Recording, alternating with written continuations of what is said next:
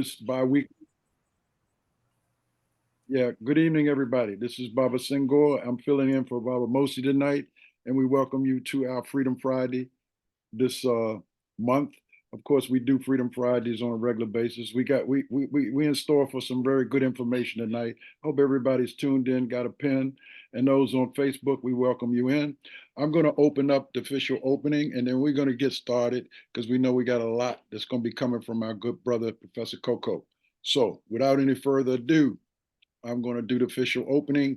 The Universal Negro Improvement Association African Communities League is a social, friendly, humanitarian, charitable, educational, institutional, constructive, and expansive society and is founded by persons desiring to the utmost to work for the general uplift of the African peoples of the world. And the members pledge themselves to do all in their power to conserve the rights of their noble race and to respect the rights of all women and mankind, believing always in the sisterhood and brotherhood of woman and man and the motherhood and fatherhood of the Most High God. The motto of the organization is one God, one aim, one destiny. Therefore, let justice be done to all, woman and mankind, realizing that if the strong oppresses the weak and confusion and discontent will ever mark the path of man and woman, but with love, faith, and charity towards all around in peace and plenty will be hurled into the world, and the generations of men shall be called blessed. I also want to add in there RC 2020's slogan for now and going forward: One Africa, One Africa. I'm going to do the pledge to the flag as usual, but before that, in honor of Amy Jocks Garvey and in honor of our queendom's energy, I want to do this ode to the flag. Both of them are very relevant and focuses on the red, black, and the green and us as a people. Here's to this flag of mine, the red, black, and green. Hopes in its future bright, Africa has seen. Here's to the red of it, great nations shall know of it. In time to come, red blow it shall flow of it. Historians shall write of it, great flag of mine. Here's to the black of it, 400 million back of it, whose destiny depends on it, the red, black, and green of it, O flag of mine. Here's to the green of it, young women and men shall dream of it, face shot and shells of it, maidens shall sing of it, waving so high. Here's to the whole of it, colors bright and pole of it, pleases my soul with it, regardless of what is told of it. Thank the Most High God for giving it, great flag of mine. The official UNIA pledge to the flag, the Universal Negro Improvement Association African Communities League has an official flag, a pledge to the flag, but the ode is also a very important one, and that's why I added that one in today. I commit my body, mind, and spirit to the protection, defense, and security of the red, black, and green. I dedicate my life to the redemption of Mother Africa and the liberation of her scattered black children. I accept for myself and my descendants the teachings of universal African nationalism, and I promise that our children will be instilled with the purpose and knowledge of themselves as African people, in order that the cause of our struggle will neither falter nor fail until all Black people are free and united through one God, one aim, and one destiny. We want one Africa. So, without any further ado, you all, I'm getting ready to bring on our brother, who's definitely a professor of African science, African psychology, African humanism, and just African facts. And I'm telling you, you're in for a treat because I know our brother is going to speak truth to power and going to give us all a lesson in how we have been manipulated by our consciousness has been manipulated by the so-called media. And it is important for us to speak truth to power and keep everything going. So without any further ado, this Freedom Friday, I want to present to you my brother, our teacher, Alan Walimu, Professor Koko.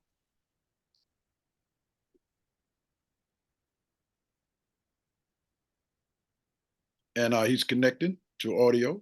And we're going to get started. And greetings to everybody that's in the Zoom and everybody on Facebook. So my brother Koko. There might have been a problem with his connection. Is he on? He was on. Yeah, I know. And now it changed to Congo. The name changed. So I don't know what's going on. Uh, Interesting. Okay. So while we are waiting to see what's up, I don't actually have a way of reaching out to him either. you all. So now it says Congo. What is going on? Is that No, Congo? it was Koko there for a minute. No, I know, but that same screen name changed to Congo. Congo. The name doesn't change to Congo. He dropped out. Okay. All right. Well, we're gonna have to just wait and see. Well, meantime, let me greet my sister Julian, and we can get started with some of our visions of that, and hopefully we can get him back because I don't have his contact. Brother Um, Brother Julius, I don't have his contact, Brother Haru, so I don't know how to reach out to him to find out what's happening. But we're gonna get Well, started. We're gonna our get first started. study. Huh? We had our first study from Jacques Ewell on propaganda. They taught us early in the late 60s there were three forms of propaganda. You tell the truth, you can tell a lie, you can tell a lie with the truth. Right. And I know our brother has done a serious preparation. Seeing There he is Where? I don't see him. at the bottom screen. Oh yeah, okay, got you. I see him coming in. He came in a different way. Okay, got you. He probably had some issues. But anyway, meantime, I want to welcome all of you and I people that are here. And Julius, we're gonna have a lot of time afterwards. But I'm sure our brother has a powerful presentation. Brother Koko, as soon as you're ready. Yeah, Uh, okay. It just let me back in.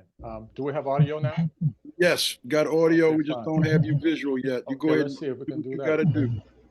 It's all good, Okay, my brother. it's Good to finally see you. clicking in the visual. All right, great. In a I little thought while, I'm going to want to share my screen, and I'm going to want you to do something. You'll see exactly what I mean momentarily.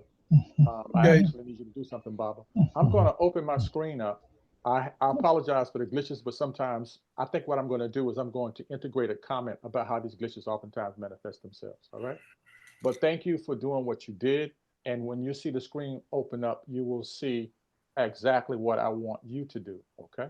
And it's going to be something that you will just fluidly, easily do as soon as I can actually pop into where I can share my screen. All right. Let's say, Brother Haru, you got that right. Okay. I made that. I got it. It's popping up now, Haru. That's good. That's good. Okay. You can see it coming in now. It's coming in, correct? Yes. Okay. So, Baba, this is exactly what I'm going to want you to do. Hi.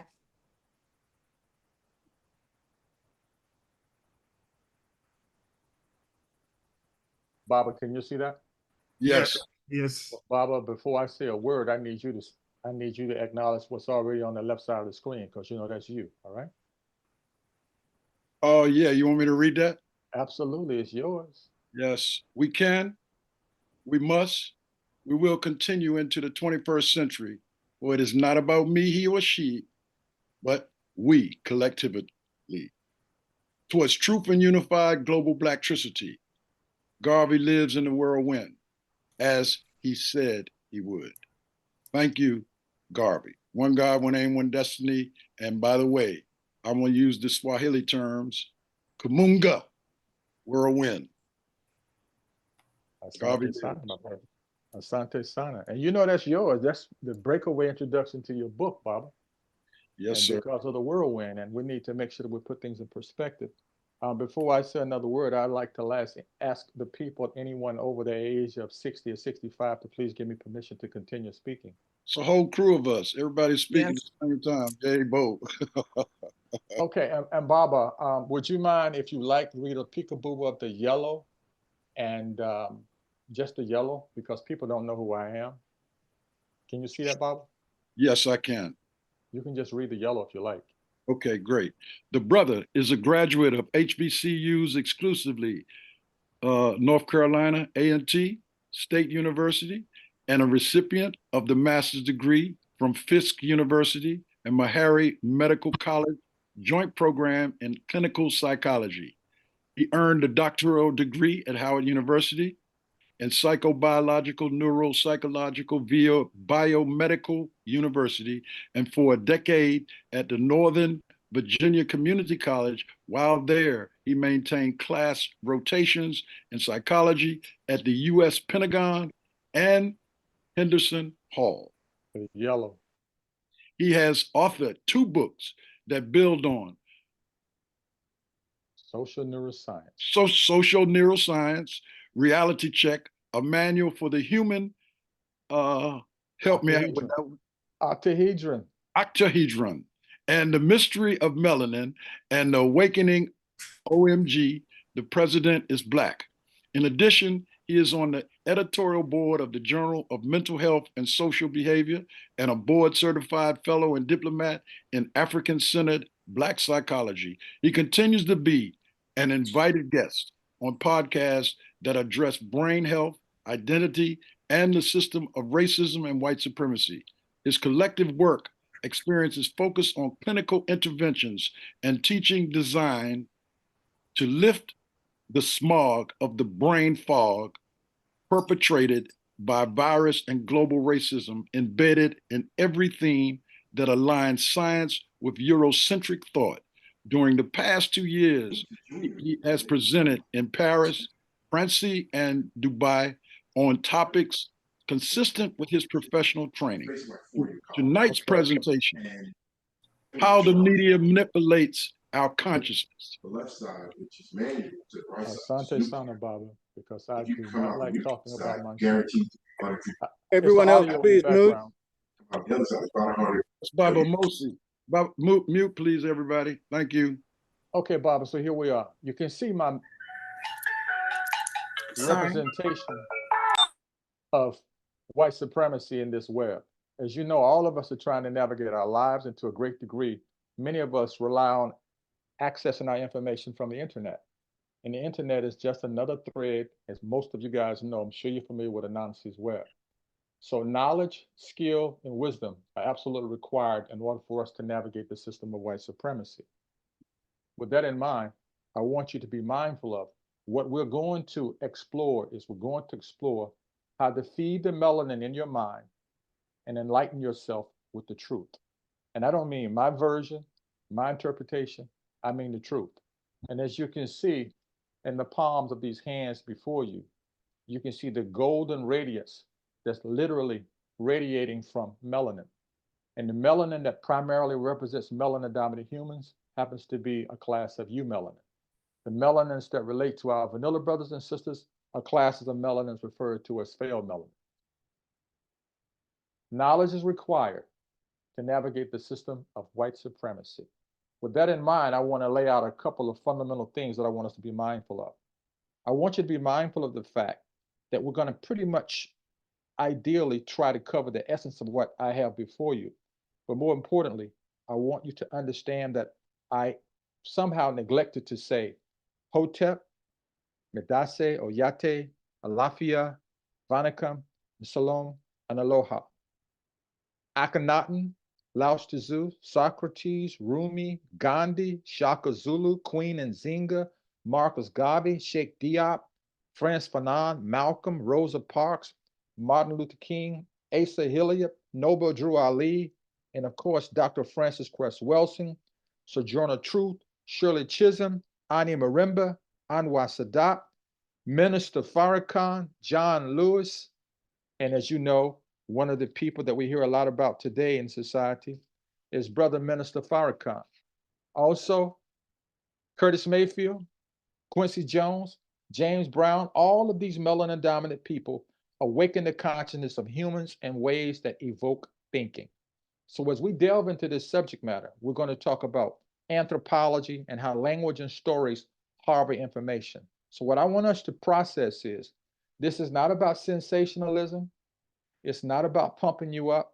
It's about extracting knowledge for application. And I'm hoping that's what we will do as we move forward, extract information that we can move on and build on. I don't need to tell you what you see before you. You see that television, which is not only symbolic of television in general, but that television is literally representative of the internet and the wormhole that many of us find ourselves completely sucked into on a daily basis.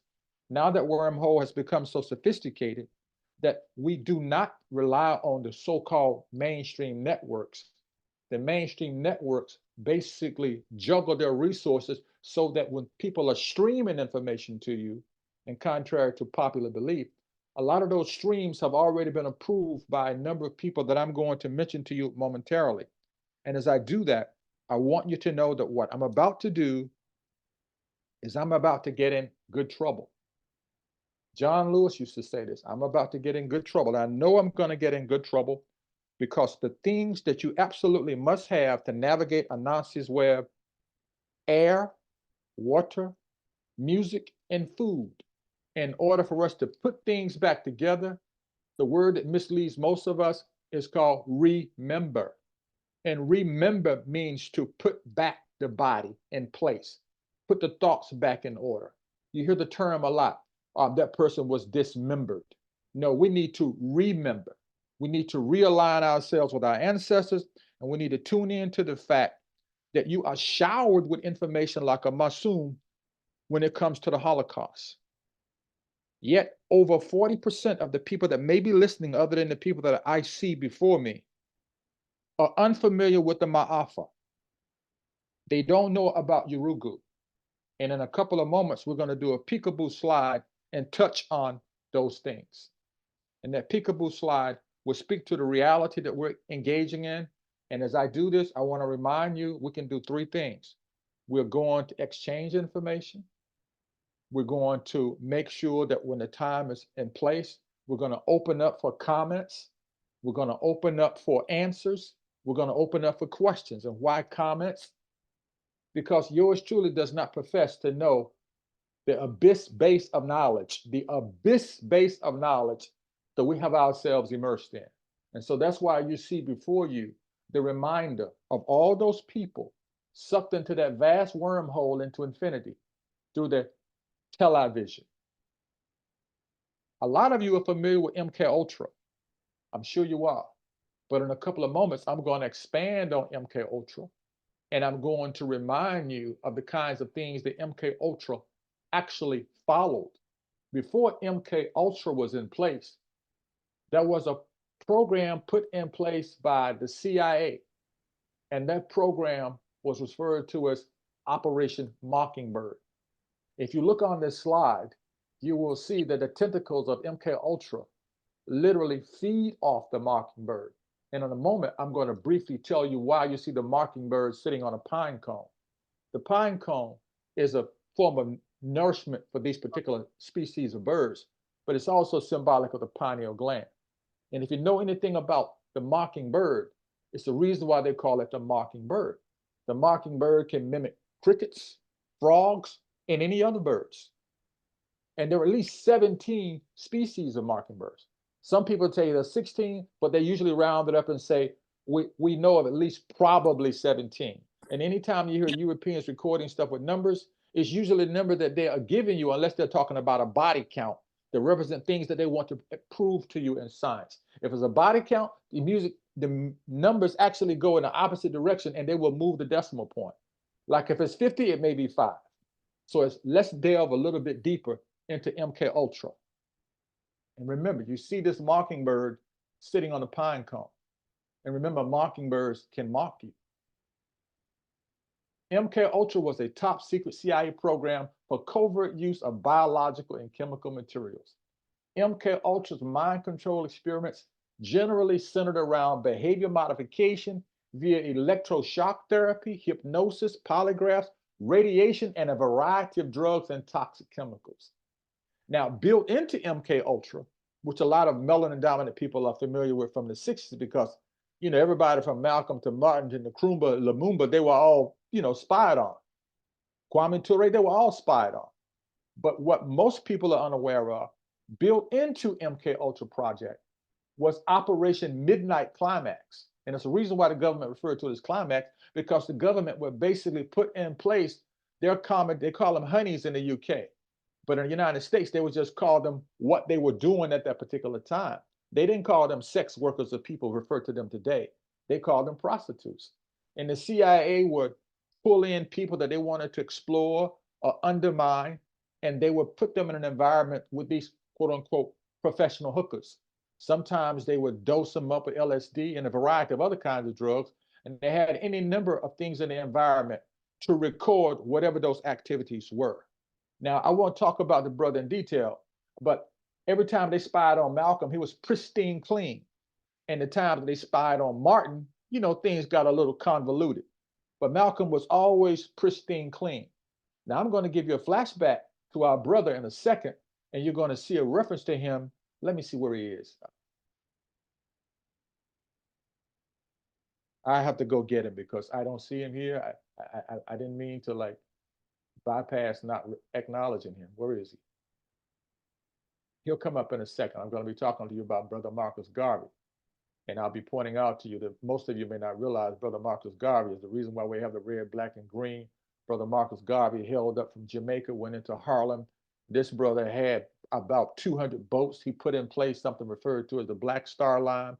The federal government created some crap on him and gave him about a dime or nickel in Fed time because they could not make up anything about this brother.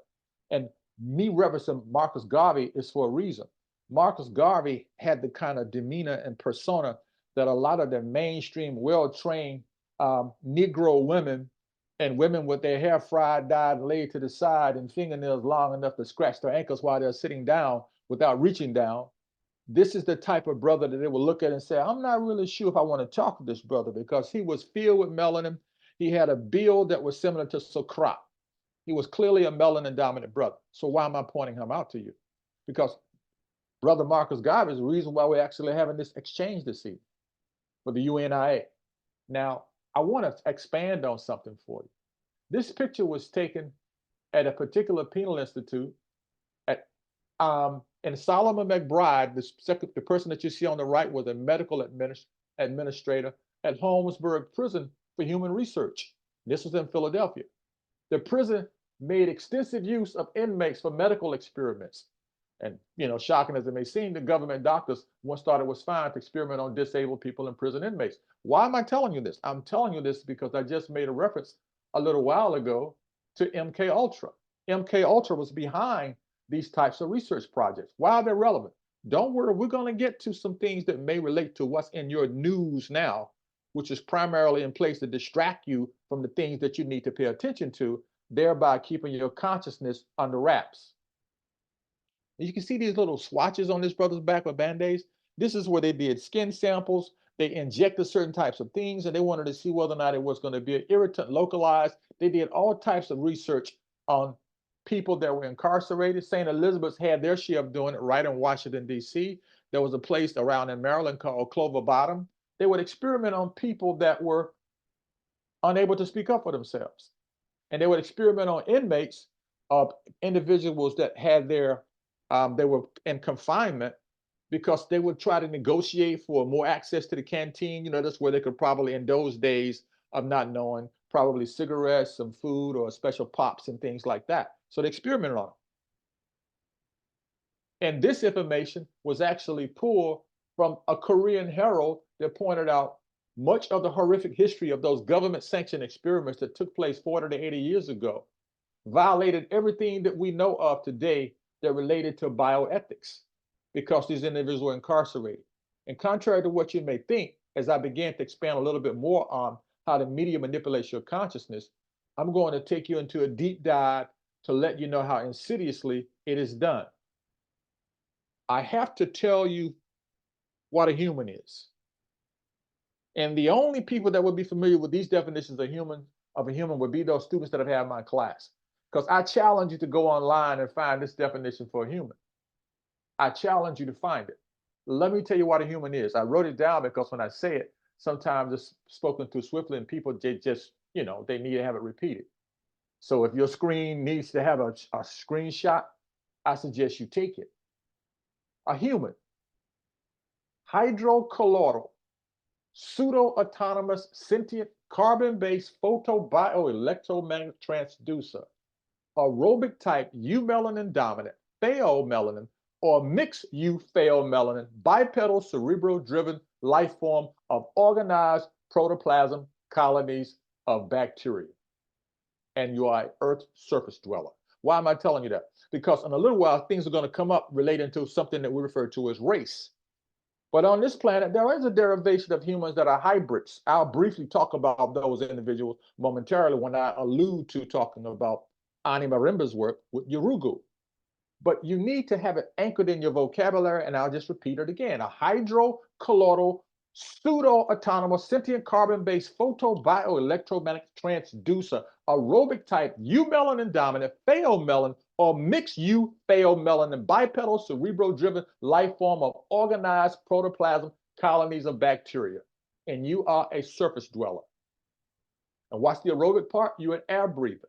What's the bioelectromagnetic transducer? That means that you rely on the sunlight and air and energies and waves and particles to communicate with other people. And you're also a melanin dominant life form. That's why you catch so much debris from the people on the planet that would like to undermine you. Now, let me share with you a couple of things that you can use to bypass the pathology of the Western media. Because the Western media is obviously sick. That's why I say I'm about to get in good trouble. They clearly are sick. And when I pull up these other slides, you're going to see what I mean about that pathology. Pathology means disease. Now, I'm sure you guys see the Ife here, you see the I Ching, you see tarot, you see astrology, you see kahunas, and you also see companions, and you see readers. Now, I know some of you people have grandmothers that could read you when you walked in the room. She reads you like a 10-cent comic book. You walk in the room, she just break away and she reads you. And you wouldn't have to say a word. She may even ask you, are you okay? That's if she wants to be polite. And if she doesn't want to be polite, she'll bypass everything that you think that you're trying to hide. And she'll say, look at me, boy. Or look at me, girl. And after that look, she's read you, completely read you from head to toe, just like an alphabet. I don't mean meta-terra hieroglyphics. I don't mean some so-called foreign language. I mean, she reads you, she reads your vibes. Because even though grandmother may have been old, grandmother had little ritualistic things that she did back in the day that did not calcify her pineal gland until she began to subject to the ailments that were associated with eating foods that were called foods that Europeans had made available because they were readily available for African American people. And above where you see Ife, you see Veritas Ask the Oracles. You have melanin dominant people today are so afraid to talk to the oracles. We're like, nah, that's voodoo, man. That's some kind of like devil magic. I'm not doing that. I'm not going to do any of that. And one of the most recognized Republican presidents that occupied 1600 Black Lives Matter Plaza in Washington, D.C. was Ronald Reagan. And he and Nancy practiced more astrology than you could ever imagine. They use astrology on a regular basis. So why is this relevant? If you want to get a handle on the truth that is the truth, you need to talk to your ancestors. And some of us don't even realize that we can talk to our ancestors. That's why when you try to phantom, like, damn, I almost got hit by that car, but it seemed like something just pulled me out of the way. And something did pull you out of the way. It was one of your ancestors saying to you, and you default and say that had to be an angel from blah, blah, blah, blah. And angels are nothing but the Orishas renamed from the Vatican. They are your Orishas. They're always there. They watch over you. And they are never gone anywhere. So let's move to the next level. Operation Mockingbird, as I just shared with you, how the media manipulates your consciousness. Since the 50s. Why the 50s are important? Because that's when Americans got television. All right? They had a forum where they could tell all the lies to you to influence your vision. Because your brain was already hyped to see signals coming through that little cathode ray tube. Now we have plasma screens, all right? And we have a different type of matrix of light radiating on a flat screen television. But in those days, they had something called a cathode ray tube, which meant that they would shoot the signal to the front of the screen and the phosphenes would capture the imagery and give it back to you. But now you haven't even got to plug things in. We use digital. We use information that actually goes through the air. And so trust me, the CIA, let me give you a piece of information that most people are not aware of. The CIA wasn't just in place to spy on the so-called communist people. Somebody's mic is open. Somebody's mic is open. They were not in place just to spy on the Russians. Can you mute Kwame? Could you mute yourself? They were in place to also spy on some things that a few of you may be familiar with relating to Nibiru, all right? Nibiru are those giants that once walked the face of the earth. And the only one that they reference in the traditional Western Biblios associated with the watered down version of the holy text that people refer to as the Biblios of the Bible. They'll talk to you about, what's the brother's name that had a slingshot and he put the slingshot, he put a pebble in it, and he hit Goliath right between his eyebrows, the giants. But see, Hollywood would tell you that that's just some mythological crap. And every now and then they'll leak a movie and they'll tell you about the Titans, these very large people.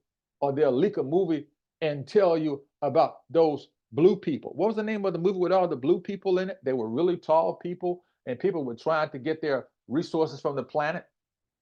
You all know the name of those people? They were really tall. They did 2 versions of them. The Avatar? I think it was the Navi. Yeah, those are the people. But what was the name of the movie? Avatar, right? Exactly. And now we use avatars all the time online. We have an avatar of ourselves and so forth and so on.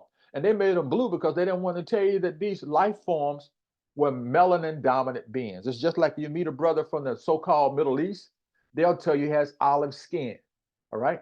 Rather than telling you that he is a melanin dominant being. He has an olive skin complexion. Well, you know damn well he's not green.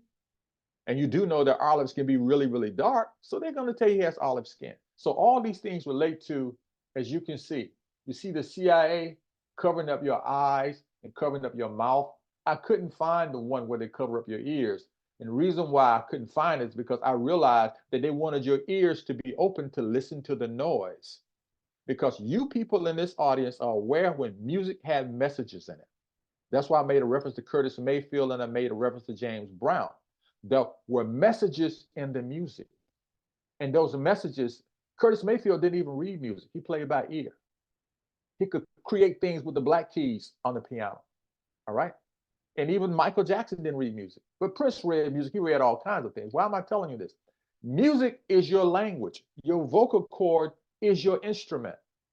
And when you do not know how to use it, you talk a lot of stuff. And the stuff, you know, you talk a lot of S. Because you don't know how to use your vocal folds or your vocal cords. And you allow a lot of stuff to come out of your mouth because you don't know who you are. And when you don't know who you are, it's like taking a garden hose and opening a faucet full stream. And if you don't hold that hose, it'll just jump all around in the yard. And your mouth does the same thing. If you don't have some control over your throat chakra, you'll say anything that pops in your mouth. So again, the CIA's Operation Mockingbird. Why am I making a big deal out of it? Remember, I just told you in the 50s we had access to television.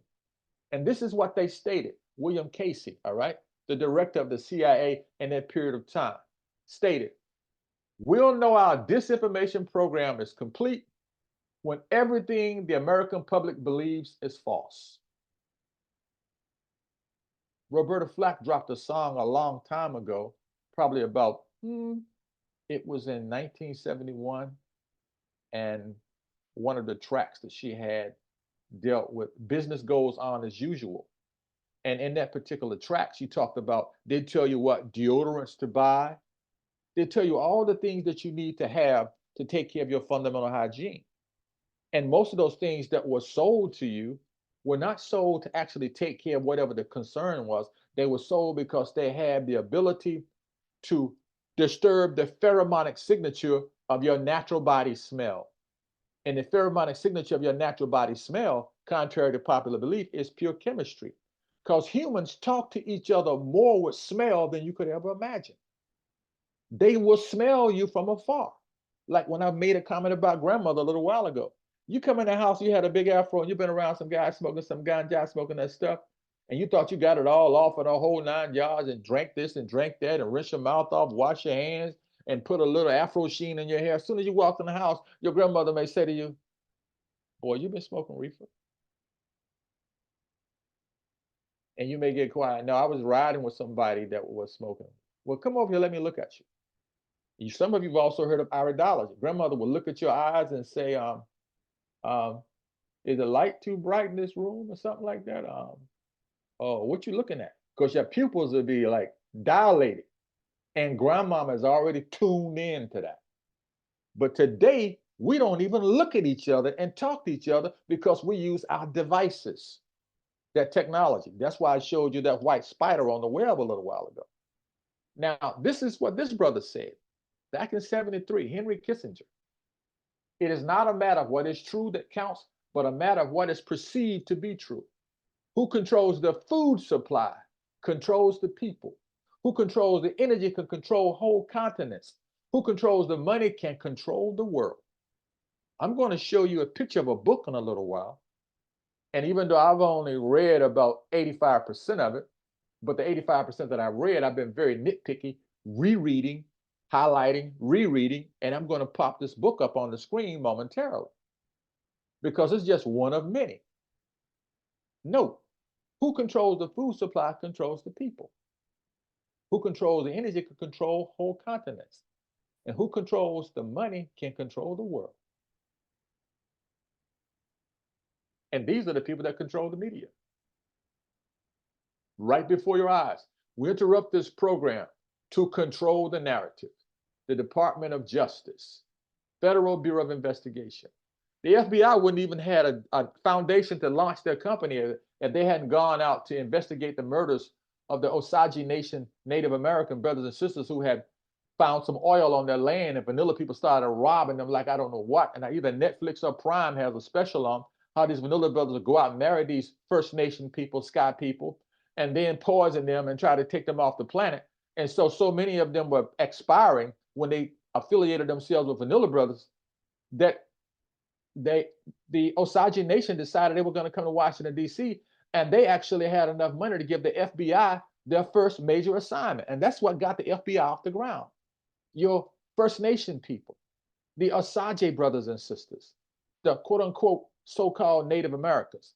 I'm talking about the people that were here that were probably descendants of the Olmecs and the Moors long before Columbus got lost. But that too is part of the miseducation that you find regularly in the media. Now, I want you guys to take a moment to look at this. I want you to take a moment to look at this. And I would like for a couple of the people that have access to the mic, just a couple, 2 or 3 will be fine. Would we tolerate this in America? And how does this make you feel? So my question is, when you see this, now these are not dogs that have been acting, okay? They actually been put down, all right? Near the water shore in Pakistan, all right? Because a lot of Islamic countries, they are not comfortable with feral cats and wild dogs running around. You follow me? Like if you were to go to, let's say if you were to go somewhere, Sri Lanka or someplace in India, you may find that monkeys are floating around like they run something, like they got visas and passports. And you may find cows walking around like they have special privileges too. But you're not going to find these particular animals all over the place. So I want 2 people to just tell me, how does this make you feel when you see these animals like this that have been put down?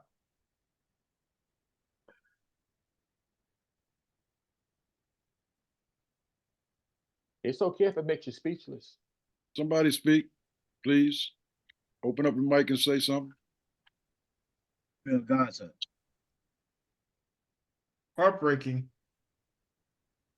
Wow, that's deep. Anything else? Nauseating. Heartbreaking and nauseating. Okay, that's enough. Heartbreaking and nauseating. Now, you don't see this in American media. You know why you don't see this in American media? Because you get a diluted version of what I'm about to show you late at night on special channels, Discovery channels. They'll show you this. Mm-hmm. Yet this is accepted throughout the world with next to nil media coverage. Yep. They'll drop it on you.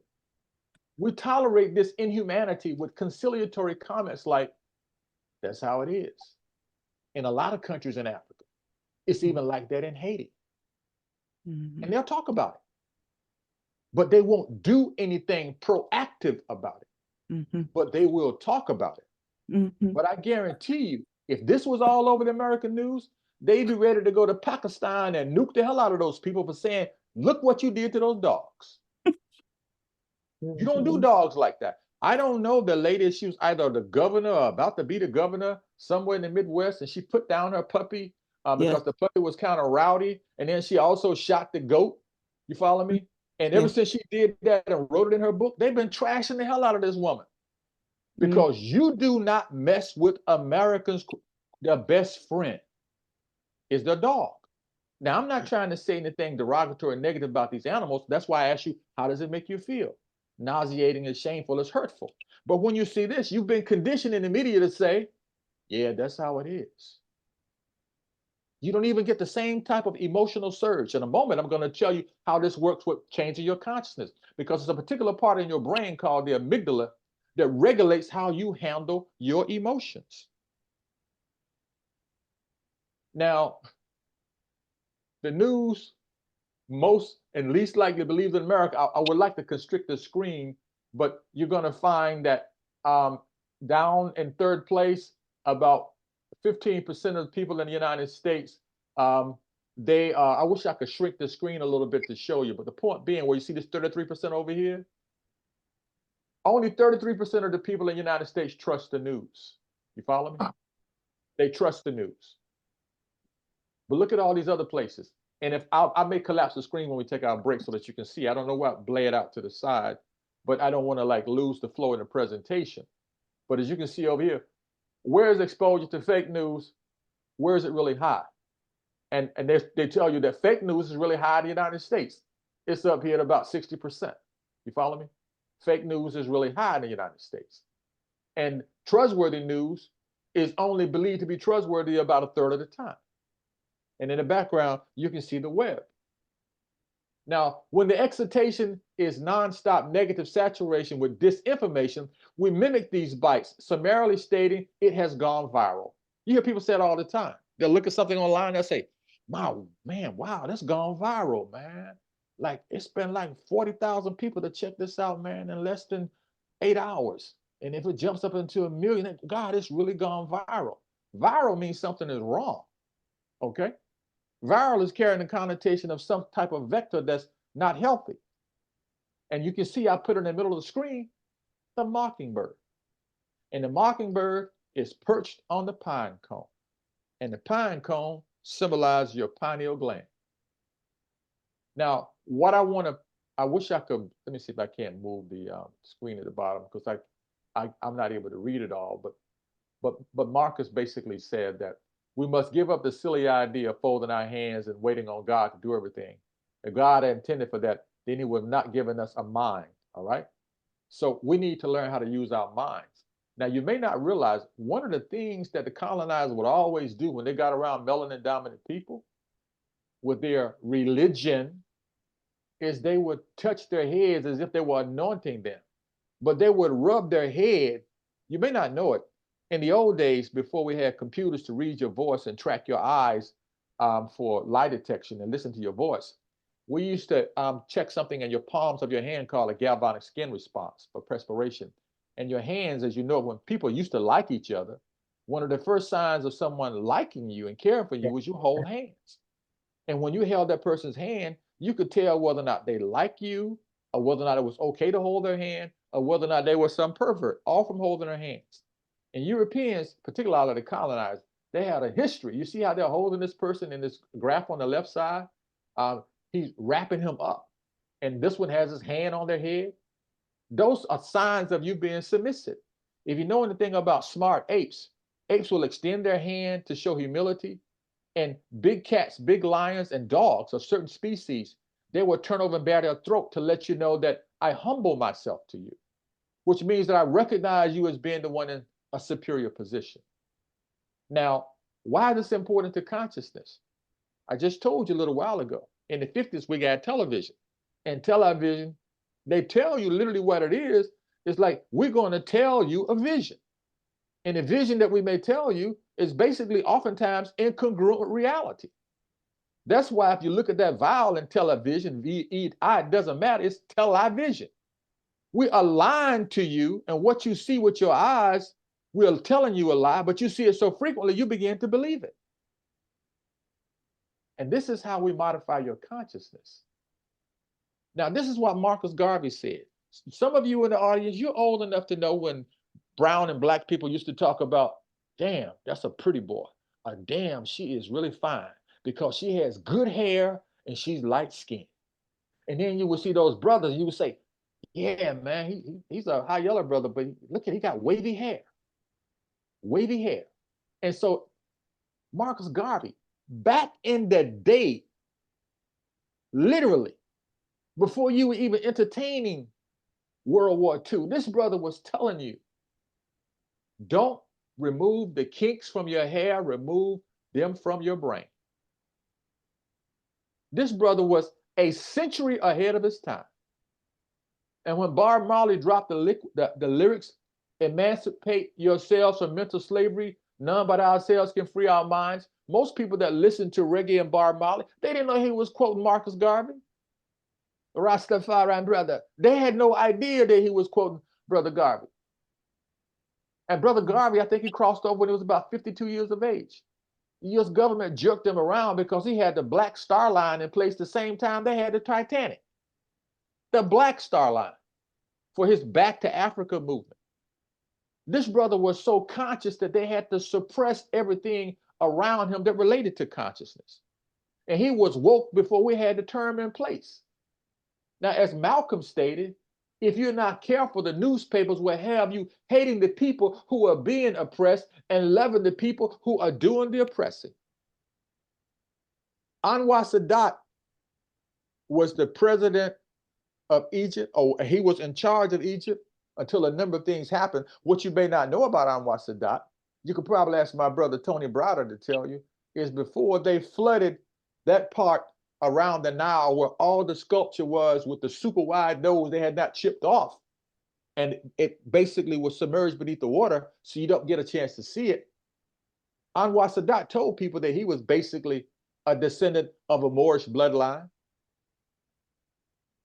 We just had people get super pissed off because they had a version on Netflix of Cleopatra being a quote unquote so-called mulatto, and people were pissed off like, how dare you make her brown?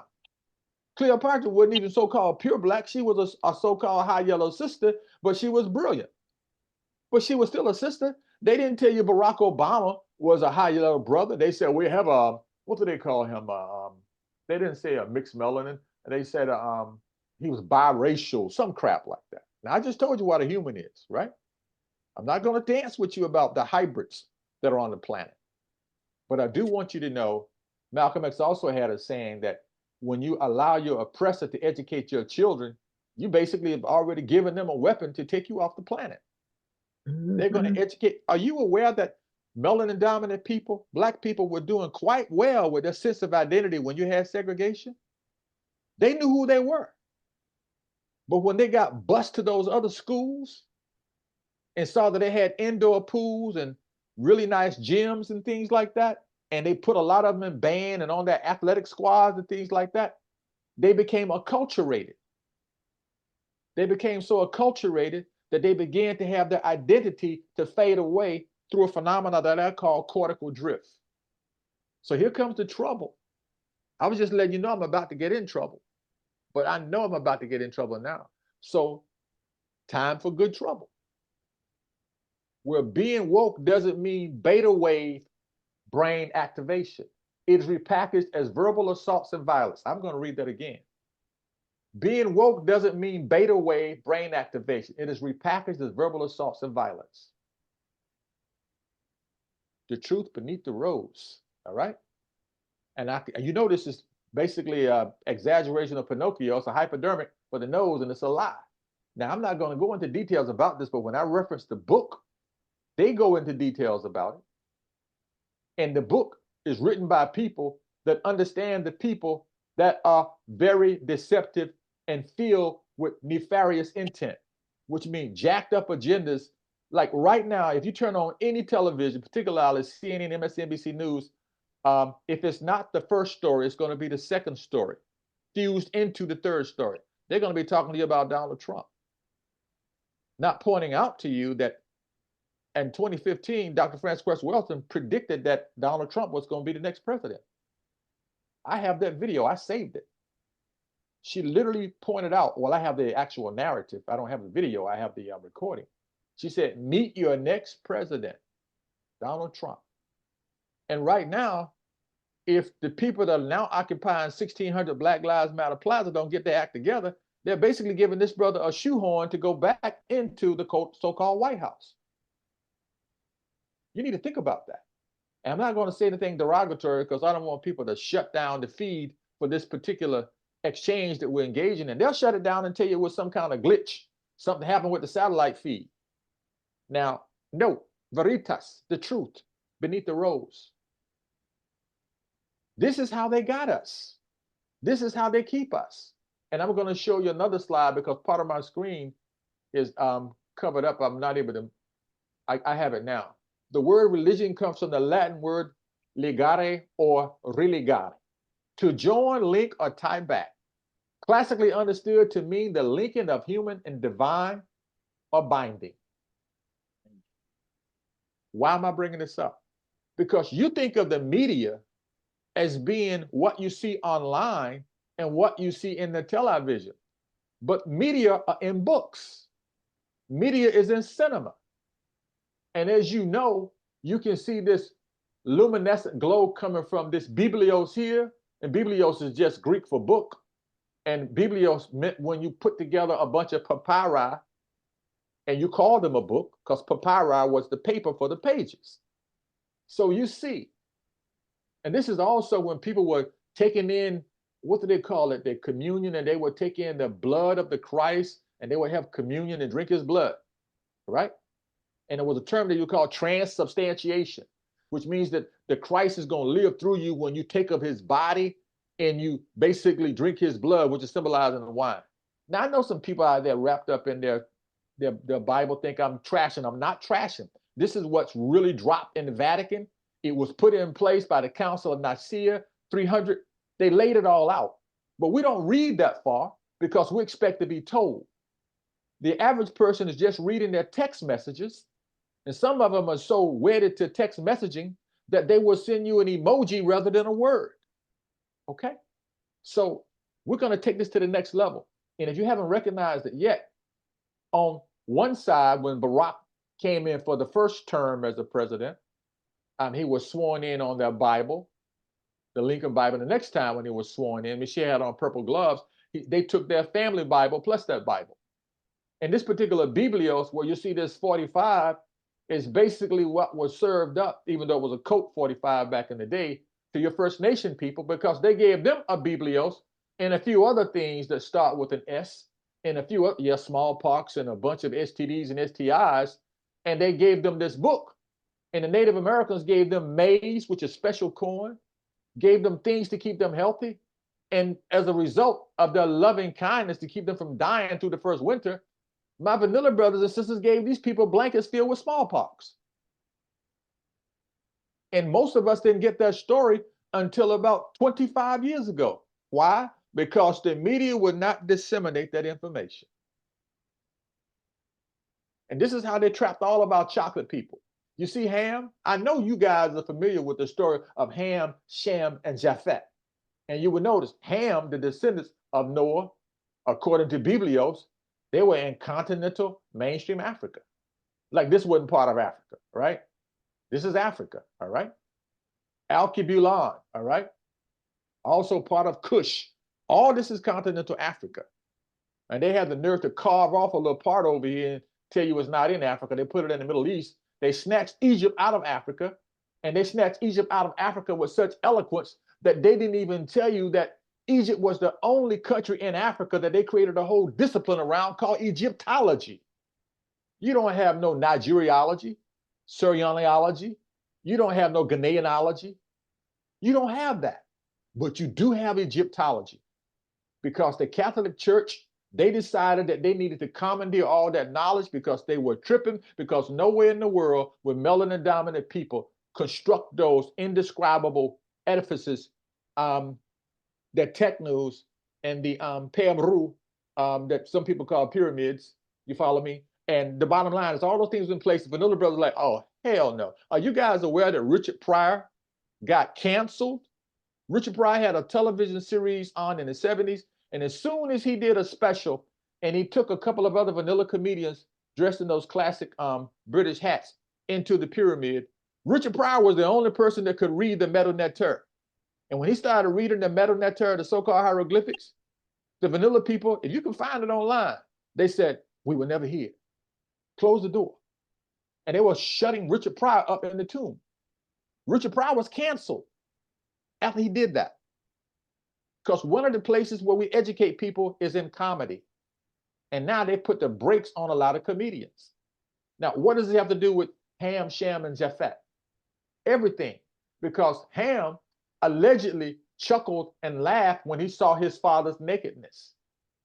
And when he chuckled and laughed, they said that he was going to be punished to serve all these other people on the planet for 4 centuries because he had looked upon his father's nakedness and found laughter. Now, this is related to the Biblios in the Bible. Why is it relevant? Biblios is a book. It's a form of media communication. There are chocolate people, melanin dominant people on the other side of the Bible Belt that will beat the crap out of you if you move their Bible from their favorite place and God forbid you put it on the floor. You follow me? And if you tell them that that's just a book, you have a problem on your hands, a serious problem on your hands. So without me going into detail about this, I just want you to know that all the life that you know can be traced back to the mitochondrial DNA of a woman that they refer to as a leaky woman, the mitochondrial DNA of everything that relates to humans walking upright comes from continental Africa. It's a fact, not my opinion. There was an Asian geneticist that did some research. I have him on my website if they haven't taken him down. And he talked about the research that he was doing with other anthropologists, biologists, and geneticists. And when they looked at the start of a number of empires in China, they were traced back to gene pool where the people were melanin dominant. And he said he tried hard. He looked and looked and looked, but it all traced back to quote unquote melanin dominant people. And this is why I'm making a big deal out of religion. Now, the Pope, when he does his little salat or his prayer, he kowtows or bows to what's referred to as the Black Madonna. Not this particular vanilla sister right here. And this is basically their version of capturing Osal Set Heruset and looking at Akhenaten, who's here, who represented Moses, and this is supposed to be the Christ child. But I put in here the Grim Reaper so that you would know that this represents the first monotheism belief system, which was related to Aton and the sun worship, but it wasn't worshiping the sun. It was associated with the energy of life ascribed to be connected to the sun. And your Dravidian brothers did the same thing for Krishna, all right? Related to the sun. Common sense. But the media will have you believe Michelangelo's brother was actually the incarnation from the womb of the Virgin Mary. And he came out living in that part of the world, though the Biblios would say he had hair like lamb's wool and feet like bronze or burning embers. Now, you know damn well that's melanin, right? You're not going to have no high yellow, no pigmented feet and legs and hair like lamb's wool living in that part of the world. So that's why I put these sheep here, and people are looking at this particular slide and they think the zombies are over here, but the zombies are over here. Creflo Dollar, the brother that just got busted for, I won't call his name, and because people actually, they worship this book as opposed to the spiritual alignment with their ancestors. And Black Panther, they showed you how to go to Dua, to visit your ancestors. And the brother went back and he talked to his ancestors when he was in a trance state. You guys call that out of the body experiences. And he realized that his ancestors were watching over him. And that was one of the most spiritual cinematic movies that Black and brown people have seen, that because the media is controlled by whom? The people that I just shared with you. So let's drop it. We know that the brain responds to things relating to emotions. And Tony referenced this book some time ago in a presentation, Agnotology. But I want you to know, Agnotology is basically a comprehensive treatise on not knowing. What is the nature of not knowing? How can we willfully and consciously keep people ignorant? The intent is to sell ideas that have no real application other than the people that would like to exploit you to get you to buy things that you don't need and or win your favor. Any of you all ever been to a supermarket and you have a little child with you that may not be any taller than maybe about 4 feet, all right? And all the candy and the little things that get the kids' attention is right there near where you check out at. Stuff that you Mhm. can't, all the candy that you don't want your kid to have, and they're picking it up and grabbing it. And because you are a melanin dominant person, you don't want anybody to say your child tried to steal something or you tried to steal something, so you buy it. Unless you like some of the old school black parents, like, hold up. They give the kid a look, and that look has a whole thesis in it. Boy, girl, put that back.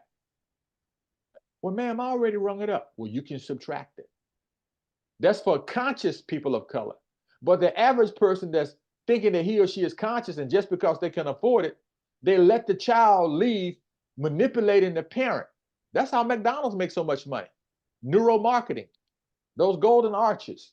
You can have a quote unquote Kwanzaa dinner, a feast for the Native Americans, and your child would say, can we go to McDonald's or Burger King? You follow me? My kids grew up a little not angry with me, but upset with me because of the kinds of things that I had them eating. But now they're telling me, Daddy, everybody's eating like that. All right.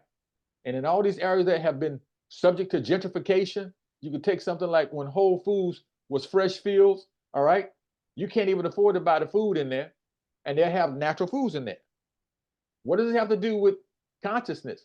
What you eat determines how you think. Garbage in, garbage out. Now, I didn't mean to leave these brothers up here, but I'm just going to drop a couple of their names so that you will know, because this is the book that I'm telling you about, all right? Bill Gates, 11.7 billion food takeover scheme, referencing this book over here on the right. Mark Zuckerberg, 36 billion plot to re-engineer society. Jeff Bezos, taxpayer-funded electric vehicle ambitions beneath the rubric of dealing with stuff around climate. And of course, Klaus Schwab built an extensive club in Davos with the top 25 members. They have a net worth of more than $10 trillion. 10 trillion. Now, I'm thinking a trillion, I think that's 12 zeros, because a billion is 9, a million is 6. Do you know you could feed all the people on the planet? These people could feed everybody on the planet and give them some pocket change so they could go out and chill with at least about 500 or about 480 euros or pounds every damn week, because they have the money. Now, this book, I'm telling you, why? Because it's called The Controligarchs, right? Exposing the billionaire class, their secret deals, and the globalist plot to dominate your life. Now, they let Oprah come to the meeting, but Oprah doesn't have a net worth over $2 billion. You follow me? And Jay-Z and Beyonce, they got that kind of money. And Rihanna just moved into the $1.5 billion bracket. And I think Magic might have about 800 million or right on top of $1 billion. Kathy Hughes might have 600 or 700 million. Why am I bringing this up? The people that have the money, not only do they determine what you're going to see on the networks.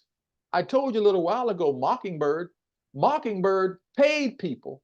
The only person I think they probably did not pay is somebody that you probably never heard of, a vanilla brother by the name of Walter Cronkite, all right?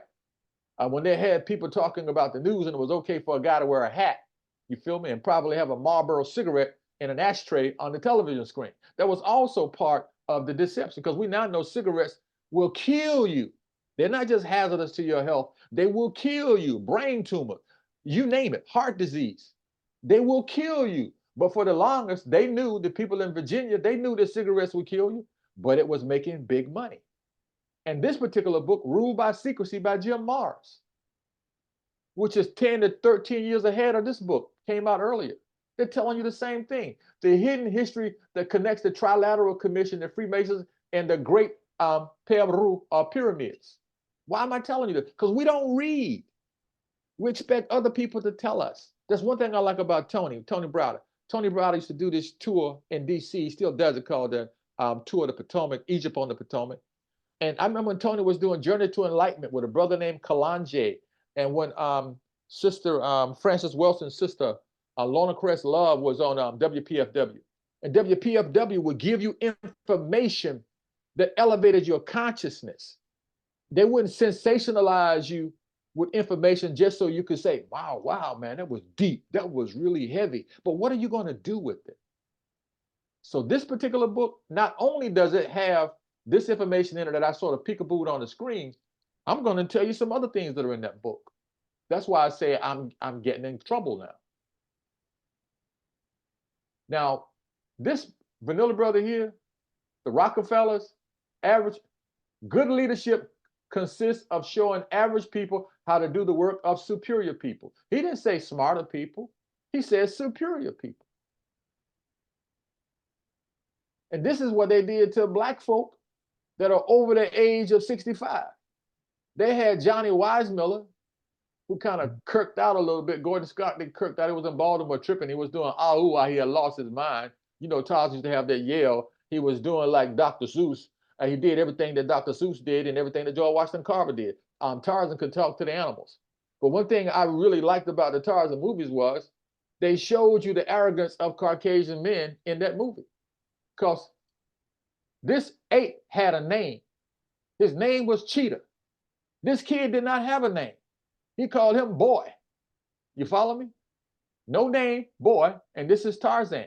Talk to all the animals.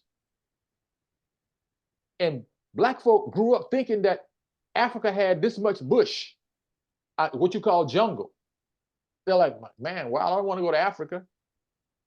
Because Hollywood, the media told you that that was the way the continent was. And you still meet black people. They'll say, man, I ain't lost nothing in Africa. And I'll say to you, like Malcolm would remind you, yes, you left your mind, you left your soul in Africa. And you meet black people today. No, man, I don't like these Nigerians, these Ghanaians. And you get caught up. Remember, that's a country in Africa. There's 54 countries there, okay? You can't choose the one with the people that you interact that are always smiling, but they kick it to the, they pharmacology, medicine, and all those types of things. They know those things. So where are we now with the quote unquote control of your consciousness? This is my stuff. This is the brain stuff. I call it brain pimping, neuromarketing and brain pimping. You all ever been to a carnival? Then carnivals usually show up when people get paid. You know, people have seasonal jobs. The carnival will show up, all kinds of rides. I'm sure you guys are familiar with the carnival. But what you didn't know that the term shield originated in the carnival. You know, they would have like throw this ball to knock down these canisters, or take this gun and shoot these particular little balloons or these darts, and you don't know the dart has something in the end of it, so no matter how you throw it, it'll drop down and be like 12 centimeters from what you're trying to hit. And every now and then you hit something, okay? And you think that you are winning, because people will say the people that are masquerading as regular people in the audience floating around and saying, yeah, I played, and they have a big stuffed animal, but they work for the people at the carnival. And your kid wants one, or your girlfriend wants one. So you go over and you cough up that money, and they'll say you can play it for a while. When you spend a lot of money, they may give you a little token toy and say better luck the next time. Are you following me? And so spotting a shield, we use them now online. Some of you don't even realize these people that they call fact checkers, they put some of these people in place to corroborate what they want to be corroborated. That's why when I tell people you want to check out something online, don't just go to Wikipedia. Put about 3 different search engines in there, all right? And as you get corroborative information from 3 of those search engines, you can say, well, that's very likely to be true.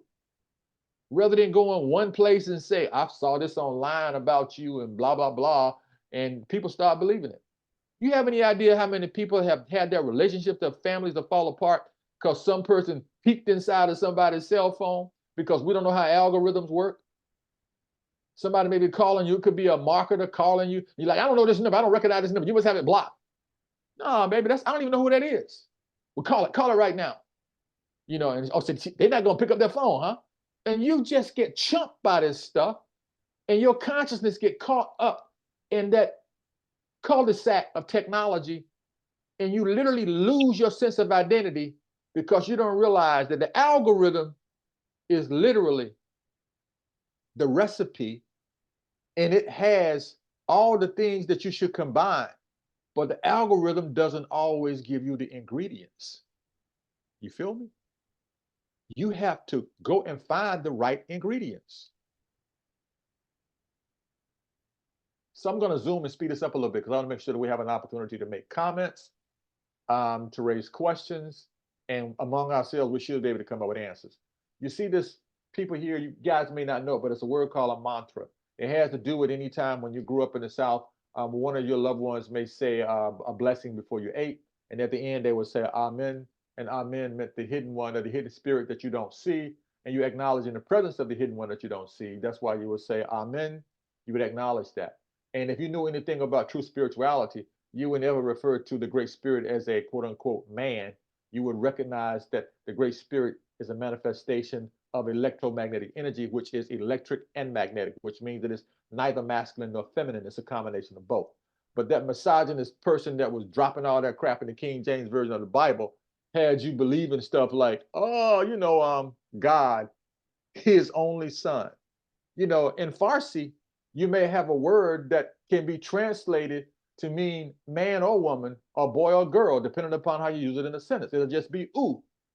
And in a moment, I may revisit some of the things that are going on in the world now that has so many people tripping over what's happening with the LGBTQI plus community, because we don't realize that even though I know, because I've taught human sexuality and I've looked at some research that deals with the anatomy of the human brain and understand the relationship of cortisol and stress and estrogen and testosterone in utero when babies are actually being feminized or masculinized. You could be born with the equipment of a guy or a girl, but that doesn't mean your brain is actually wired that way. So I just want to acknowledge that I'm aware of that, even though if you were to go online and look at the number of male journalists that are on national networks, you're going to find over 70% of them are going to be non-binary men. And I submit to you that that is a decision that's made by people to make a fundamental choice to put those brothers in front of you. Doesn't mean something is wrong with them, but it sends the message to other men that if you want to be successful, you need to kind of chill out a little bit. It's just like these kids running around with that cleavage at their derriere, the gluteus maximi, because most of them don't know it came from guys in the joint, the penitentiary, letting their pants swag down behind their cleavage zone, i.e. their gluteus maximi, all right? Why am I bringing this up? Consciousness is related to what Garvey was telling you. You need to use your mind. There was a song that was generated by the Funkadelics probably 35, 40 years ago. It was called Free Your Mind and Your Derriere or Your A Would Follow. Free your mind. Wherever your mind takes you, that's where you go. You can interview the average person over the age of 50 or 55 and they would say, man, what's wrong with you?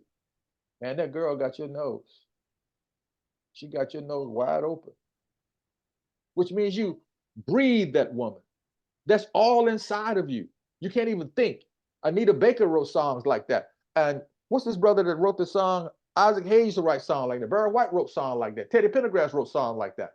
When you all wrapped up in love with somebody, I might talk about that in terms of the chakras, but when people call your name, you even meet people to this day. I like the way you say my name. You don't realize your name is a mantra. And the average melanin dominant human that had children before 1970 or before 1965, they may have given their child a name that the Muslims would call a slave name. But I guarantee you, over 75% of those kids had a nickname that people on the block gave them. The name that they gave them on the block was a name that represented their temperament, the way they carried themselves. It was a guy I knew at Howard University. He's not there now, a professor. I used to call him Glide, not Clyde, because he never walked down the hall. He just glide down the hall like he had on silk roller skates. And that's how he walked down the hall. He was a player, but I would tease him. I said, yo, Glide, what's up? He answered to it. And you know people gave you nicknames.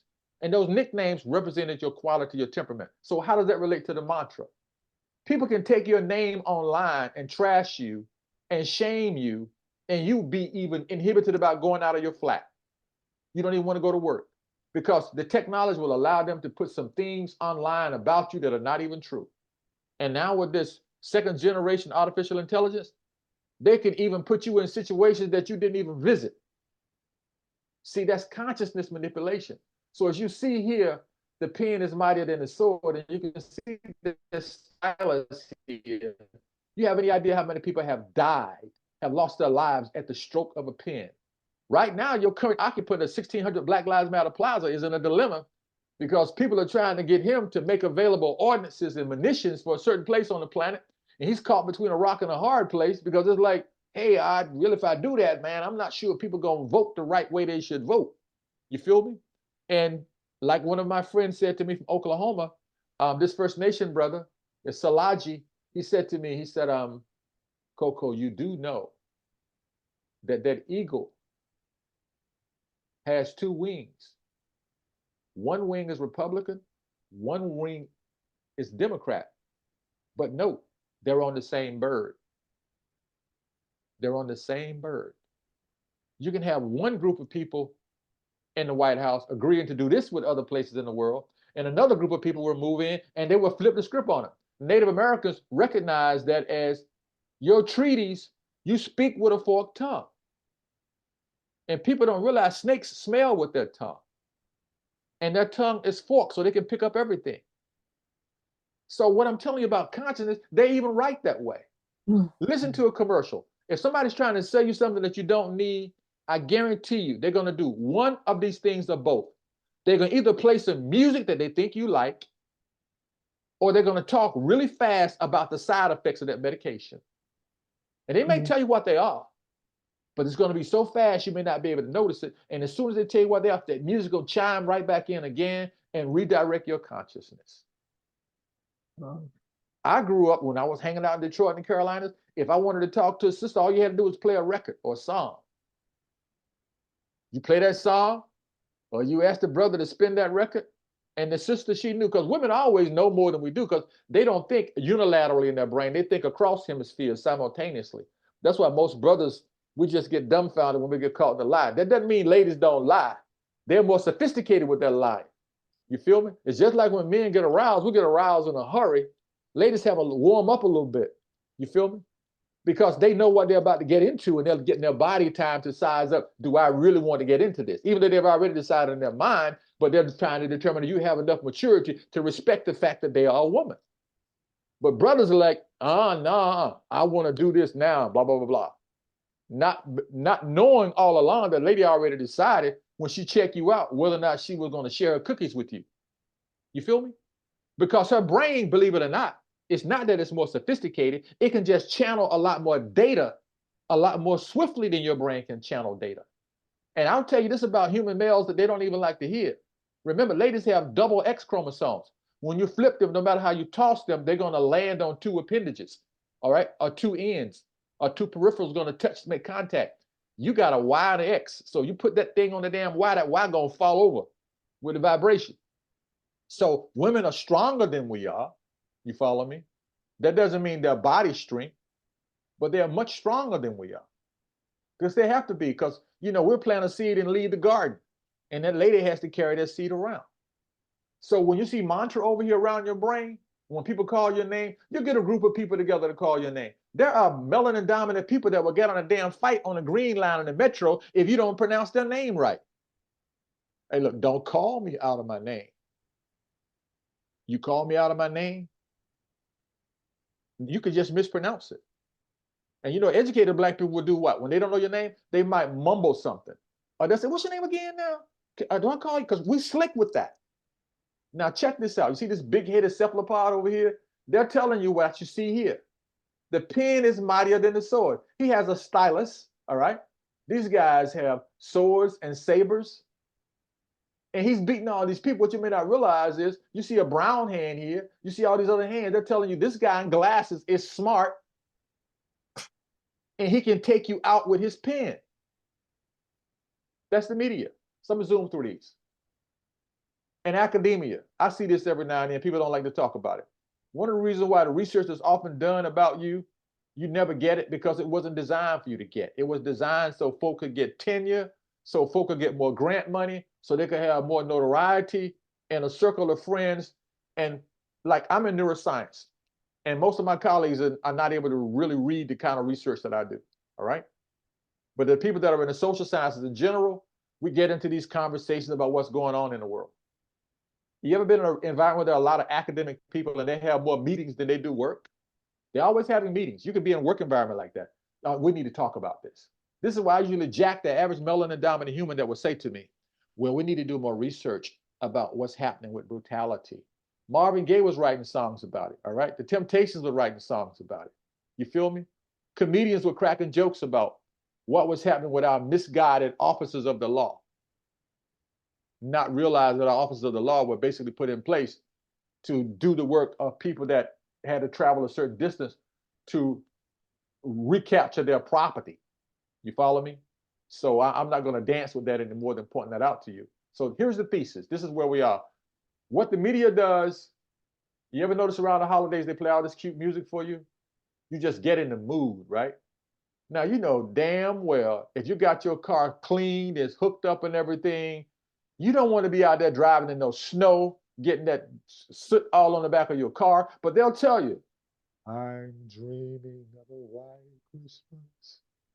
And then when Halloween roll around, they'll tell you, be careful because a black cat might cross your path. Black cat cross your path, you're going to have bad luck. You follow me? And that bad luck, like Dr. Frances Cress Welsing used to talk about, she would make it very clear, you know, angel food cake mean that the things are good and they're cool, all right? That's why they call it angel food. And devil food's cake was black. It wasn't like that red velvet chocolate that you hear a lot of black people talking about today. Devil food's cake was dark, deep, dark chocolate. And I throw this in every chocolate person's face and vanilla person's face every opportunity I have. And I said, what's your favorite ice cream? So I like strawberry. Well, I just love vanilla. I said, you do know vanilla ice cream is masquerading as being kind of like white and off-white, but it's really black ice cream. They were like, what do you mean? Look at it, just get a regular magnifying glass. If it's pure vanilla ice cream, it's gonna have some black spots in it because that damn vanilla bean is black. But why you gotta turn everything into an issue? Because it's about your consciousness. And your consciousness will take your body into places based upon what's happening with you emotionally.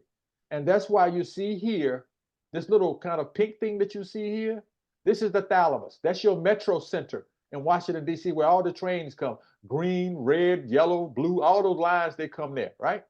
But if something happens on those lines there, it screws up where else they can go. And that's when you get something like a backlog or the trains slow down, they have to re-regulate where they're going because people get emotional. And the emotion in your brain is regulated by what's happening with your amygdala. And your amygdala is where your raw sensations are, your flight or fight responses. That's why you see me with this little symbol over here, the flip switch. Vanilla people have figured out a way to turn your brain on and turn your brain off. All you have to do is go in the room one evening and see your kids or somebody that you care on a cell phone or a laptop.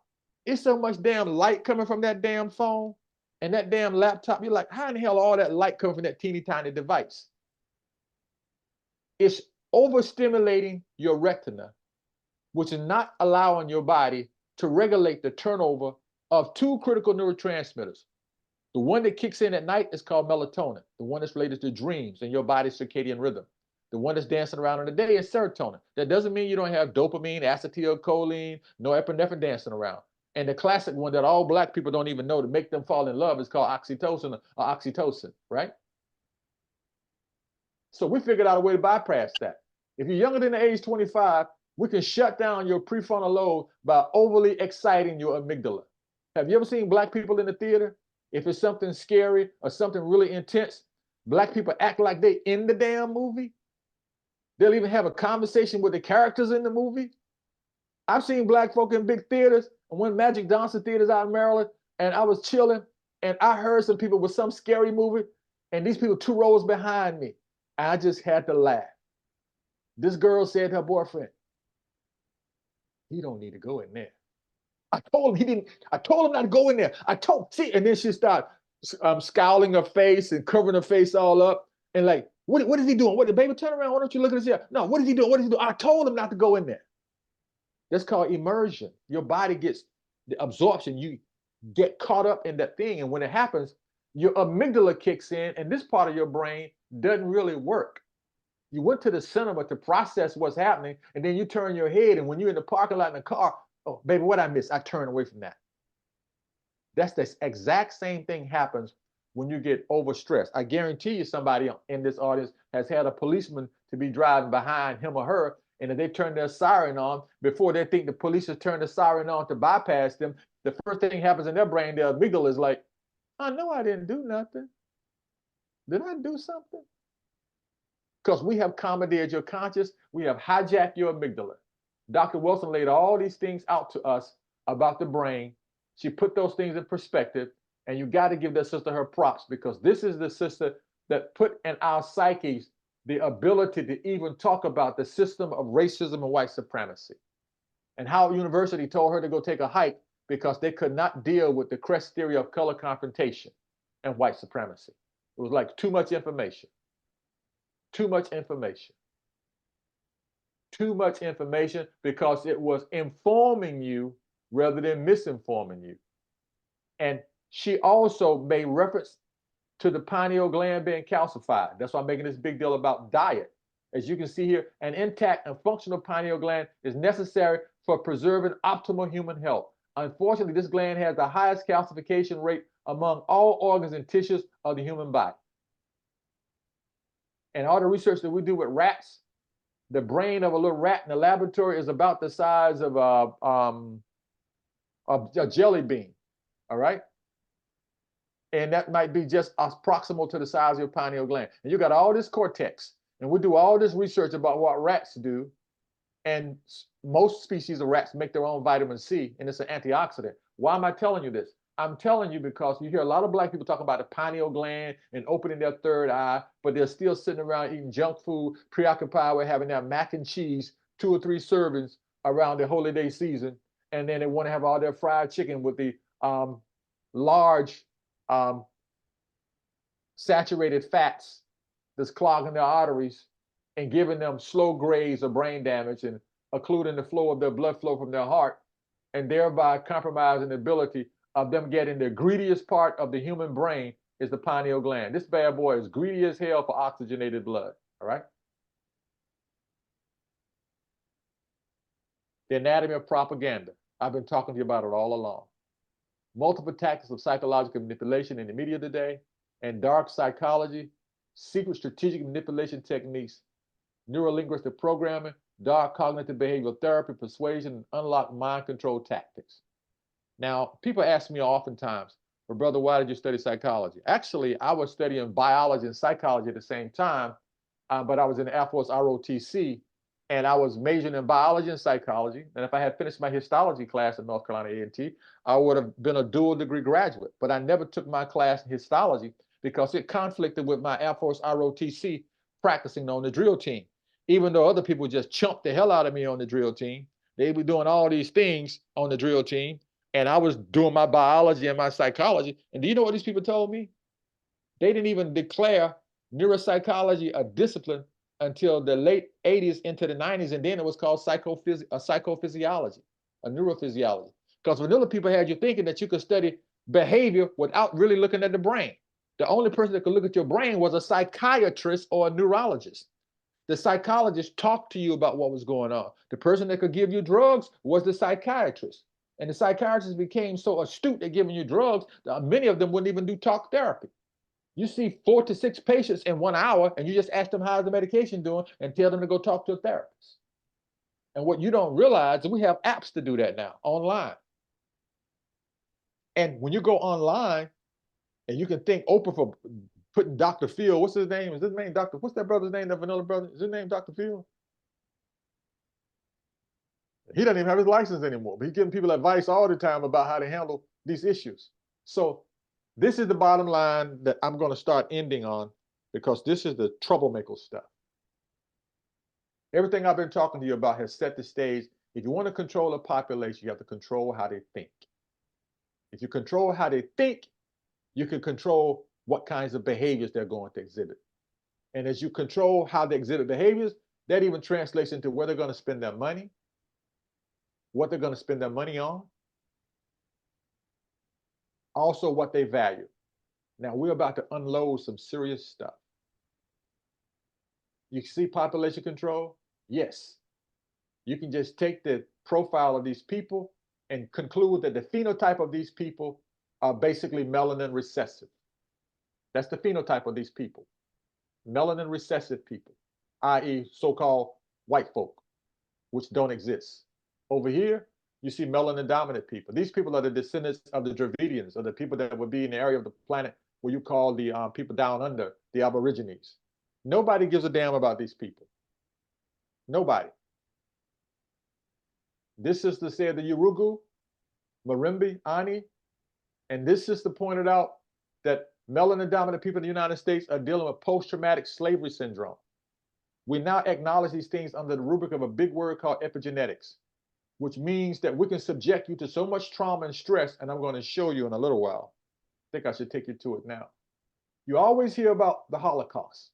You've been hearing all this stuff about anti-Semitism. Anti-Semitism. But when you hear something about what's happening to melanin dominant people, y'all trying to play the race card. All right. But anything comes up about my brothers here, the Holocaust. And we're like really coming off the days of it right now, the days of remembrance. You need to take a whole year to remember the Ma'afa, which is still going on. But the average person is not familiar with that. They're not familiar with it. I don't even have it here, the Trail of Tears.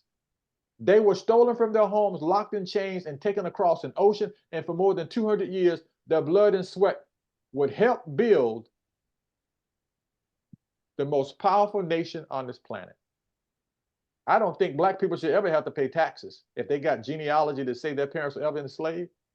Uncle Sam takes money from the people that have the least amount of money to feed the oligarchs that I just shared with you a little while ago.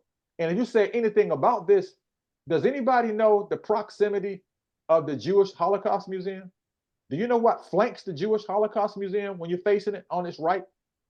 If you're looking at it from the mall and you see the Holocaust Museum, what's on the right side of the Holocaust Museum? Treasury. The what? Treasury. The Bureau of Engraving and Printing. The Treasury is somewhere else, the Department of the Federal Reserve, but the Bureau of Engraving and Printing. So we'll let it slide and say it's the Treasury, but the point is, that's where they make the money. That's where they make the money. And when you go into the Holocaust Museum, you will see where they have taken the teeth, everything that the Nazis thought that they could get value from the Jews, they did that. And if the Jews knew anything about the people in Ghana and Uganda, they would know that the bloodline of over 80% of the rabbis can be traced to that part of the planet. Are you feeling me? At another time, I'll tell you why Jewish men oftentimes have so many sons around the table. More boys than they do girls. Now, what does it have to do with the Ma'afa? The Dutch hunger winter. I need to look at my phone so I can pronounce this properly. I'll just have to translate a couple of things to share with you about what happened from 1944 to 1945 when the Nazis were occupying the Netherlands. Now, you hear about it. Let me give you a couple of peekaboo. The Dutch hunger winter, terrible famine, children born after had a higher risk of cardiovascular disease. They obviously gain weight, high blood pressure. Oftentimes, the kids that were in the parents in the second and third trimester, kid has all kinds of health problems. But you can see the word epigenetics in here. And the epigenetics translated into the story that you've been led to believe all your life. What is it? The environment or is it the genes? What they learned was that second generation, third generation children that had been subject to famine, they had a variety of problems. Now, what do you think happened when these vanilla brothers didn't even know they were dealing with epigenetics when they had brothers and sisters in those slave ships? They were doing a genetic experiment. They didn't even know it. I don't know who did it, but it was a song that was dropped. It might have been Tyrone Davis. The lyrics were like, "Only the strong survive." Do you realize that the cream always floats to the top? So that's experiment in genetic engineering, bringing in all of these brilliant Black people that survived the passage, and the studies that we now know are going on about what happens when you subject people to famine. You hear about these famines, and I'm going to tell you about one I'm going to very diplomatically touch on in a little while. 70s to 75, because this was written in 2018. The famine ended. The Dutch genes still bear the scars. 1944. Trains in the Netherlands ground to a halt. I have a good friend, and the stories were shared with me about her mother, probably in 48, 49. I should look at my phone so I can pronounce it correctly, because basically it would be Mr. Rice. It would be not Mr. Rice like that's your name. It would be Mr. comma question Rice with a little tin cup, because these kids were running around, they didn't have any food. Now I showed you a slide a little while ago about how we tolerate what's happening in Africa. Nobody said a word to you about what's happening in the Sudan, what's happening in Haiti, what's happening in these parts of Africa near Ethiopia. But I guarantee you, a year from now, you're going to hear about your Palestinian brothers and sisters and what happened to those children as a result of the famine and the lack of food. And those kids are going to be compromised, very much so. And we're going to be interested in how those kids are doing in general years from now. But nobody gives a damn about what happened in Rwanda. Nobody gives a damn about what was happening when certain factions were at war between Eritrea and Ethiopia, and what was happening in the Sudan. Nobody cares, because those are melanin dominant people. And so when you see this particular child here, it makes you have empathy and sympathy. And so the Dutch hunger window gave us the opportunity to look at the impact epigenetically of what happened to these kids across generations. But nobody looks at what's happening with the kids in Africa, because they don't give a damn. And when I shared you that book about the oligarchy, all right, or the people that control all the resources, I might back up and give you some feedback, but maybe somebody asked a question. This vanilla sister here was one of the main players in what most people today will refer to as family planning clinics, and they are oblivious to the fact that she had a lot of brothers and sisters. She crossed over with some problems with alcoholism and some other drugs, bona fide atheist, and she used to say, even though that's completely, totally wrong, ain't no such thing as Oriental people. Orient represents a place, and Oriental furniture comes from that part of the world. No damn Oriental people. They are Asian people, okay? But nonetheless, inferior races like Orientals, Jews, and blacks, she referred to them as human weeds. And whenever I make a comment about Miss Sanger, they say to me, well, she was very active in family planning and allowing women to have rights. Now, follow me for a second. I'm going to back up to show you something.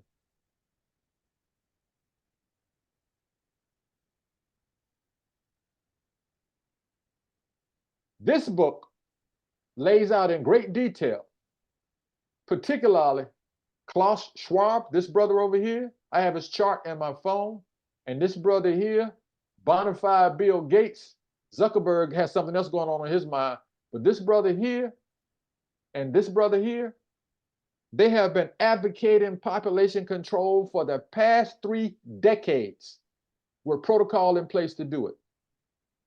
Now I'm going to show you some stuff, and you're going to ask me, what does this have to do with consciousness? She said that all this damage created post-traumatic slave syndrome. That's Dr. Joy DeGroot. Dr. Marimba Ani, who was tight with Sister Francis, Dr. Ani made it very clear there's something wrong with these people. And if something is wrong with these people, Brother Laila Africa, and even though Baba Richard King didn't ever say anything about it that way, and neither did Baba Asa Hilliard, but they said something happened to them of being in that cold climate, and that created an atmosphere for their pineal glands to be calcified. Now, I get in a lot of trouble for saying this. I know that. But like I said, I'm going to do like John Lewis. I hope I'm getting in some good trouble. Now, you know what they've done to these ladies, and you can look at all these bellas and tell that these are melanin dominant women. All right? Make sure they don't make no more babies. All right? Now, you don't see this on the news, but I guarantee you, when the holiday season roll around, you're going to see all types of things about the Holocaust. And they're going to show you those things about the Holocaust. But you're not going to see this because nobody gives a damn about these people. This brother talked about the pineal calcification. Dr. Frances Wilson talked about the pineal calcification. And as I told you, 2015, around December, she predicted that Donald Trump was going to be the next president. She even said it. Meet your next president.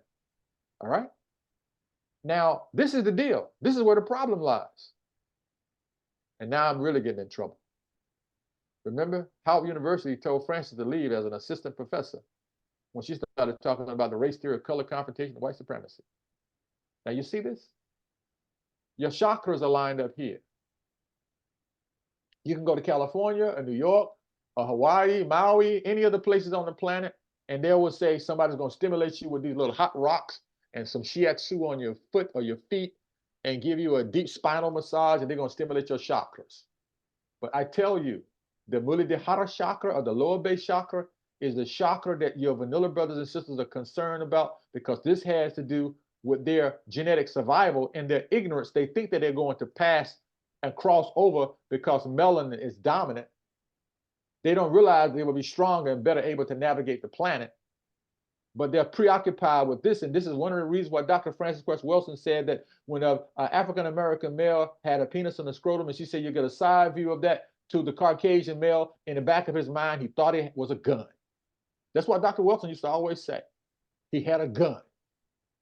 And the gun, he could be a hairbrush, the gun could be a cell phone, but he had a gun. It was a brother that was an airman that was in his own flat. And because he had his sidearm in his hand, I've forgotten the state, because they unfortunately, sadly, I say to you, and I don't mean to sound like it's not a major issue, but they kill us like flies. You feel me? And then when it makes the news, they say, well, you know, he had a fire. He was in his own house. You feel me? And you went to the wrong place. And then you won't even, that's the pathology I'm telling you about, the brain damage. Now check this out. Pineal gland. We look at the pineal gland, but nobody looking at the pineal gland of a damn rat, because it's not important. When we talk about the pineal gland, like I share with you, this is your Bluetooth. This is what your grandmother was using. She was reading you. This is when you can be standing in the club in the old days with that blue light on, making you look all kinds of strange colors, and that honey will just write her number in the palm of your hand without you even asking for it, because her Bluetooth read you, and you read her with your Bluetooth. But because she read you faster, you looked in your hand to make sure you didn't sweat the damn ink away, and then you looked in your hand to say like, wow. And she said, you can call me. And that was when people spent time dating rather than looking at an app and going to a club and wait for somebody to back their derriere up, and you get all aroused and want to know whether or not you can get down, as opposed to get to know the person. Because your pineal gland is shutting down because of the food that you're eating and the music that you're listening to. I created this slide in 2010, even though I cloned the foundation. Yeah, 2010. I cloned the foundation online when I had really smart software, and you can see it. And this was before everybody was locked down with their cell phone. You see 2010 right there, right? You are being brainwashed. What's the easiest way in the world to wash a black man's brain? Show him a sister derriere and some heels, and she got you on lockdown. All right? And if you are a binary male, by nature, you look at a woman because you're looking at that tiny waist, and you will focus on this because this bad boy creates a magnetic field. But nobody told you created a magnetic field. Ask any black woman that's walking on the sidewalk with a few people walking behind her, and she doesn't even have to have on a tight dress or tight pants. She will say, I appreciate you stop looking at my ass.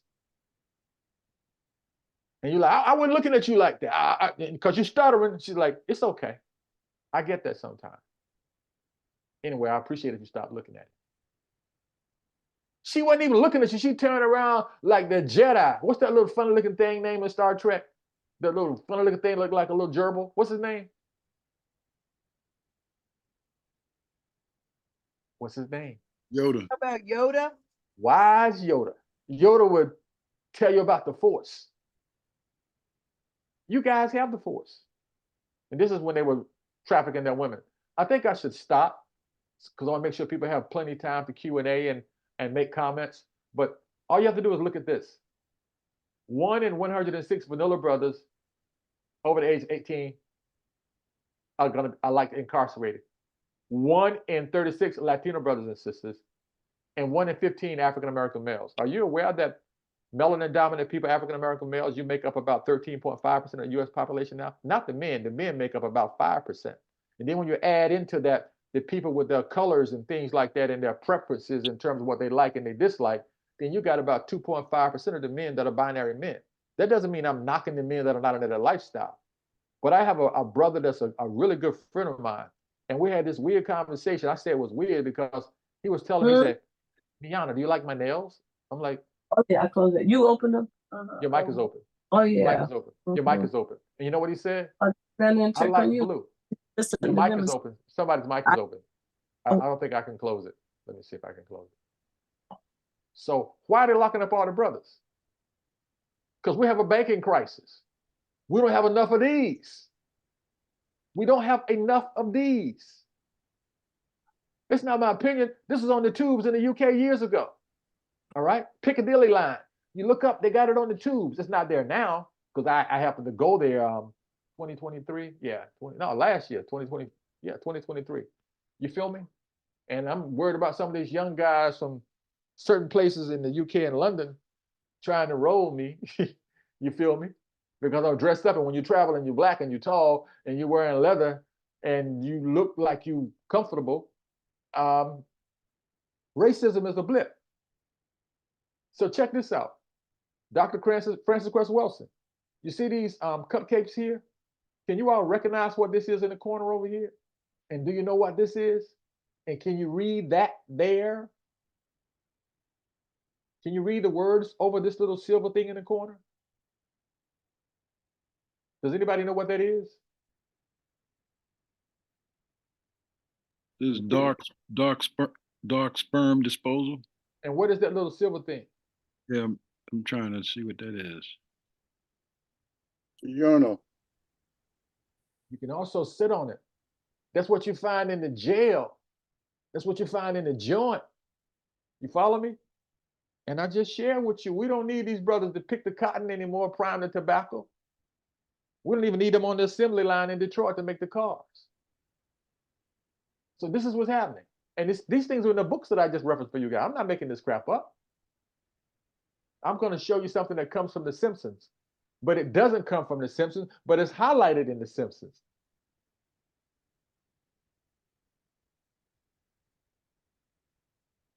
You know that nuclear power plant that Mr. Burns is in charge of in The Simpsons?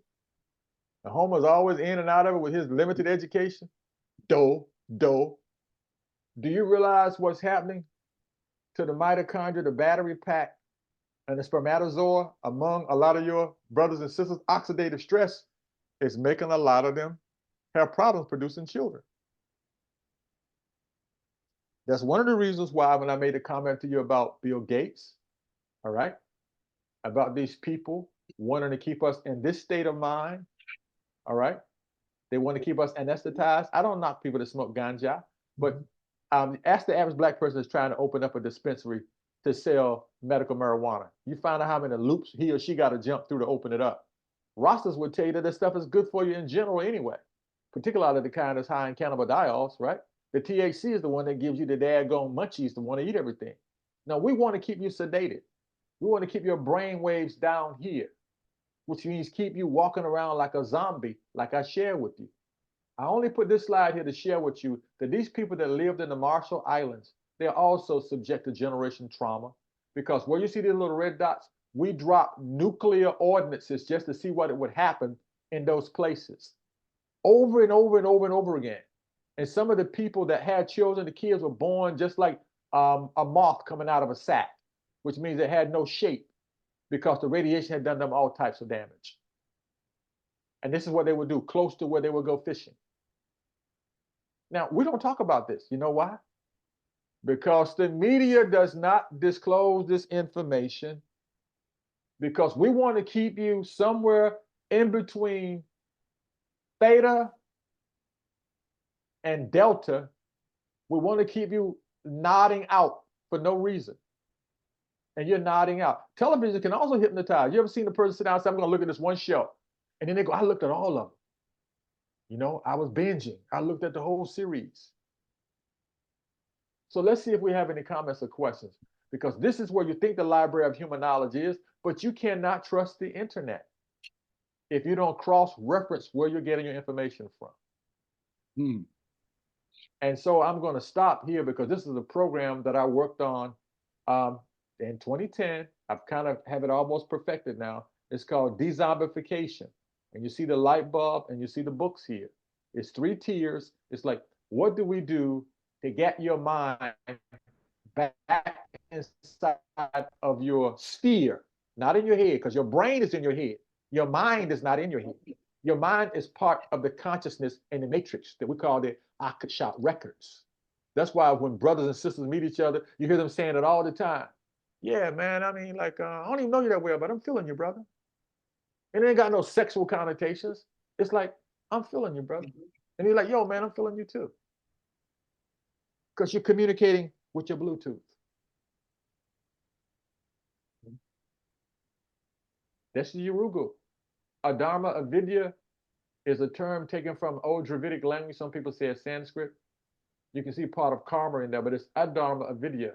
That means, as you see, unable to grasp a sense of spiritual connectedness to those classified as not like us. And that's why Marimba refers to this as the Urugu. It's something unique about these folk. But guess what? The way they're playing with the AI, and some of the most sophisticated people that actually write the code, they don't always get access to the algorithms to tell you what to buy, because they have certain people to do that in the remarketing. You know what these damn AI life forms going to do to these folks? They're going to get rid of them, because these damn things, they don't do well with a lot of excess moisture in there. They don't need plants. And if you pay attention to the universe, whales have been swimming strange, fish have been making little circles in the ocean, animals have been beaching themselves, birds have been falling out of the sky, sinkholes have been popping up. I'm not making this up. And they tell you climate change. The universe does not tell time with your watch and your stopwatch. It tells the time and cycles and periods. Now, these vanilla people trying to find somewhere to go. And trust me, they're not planning on taking you with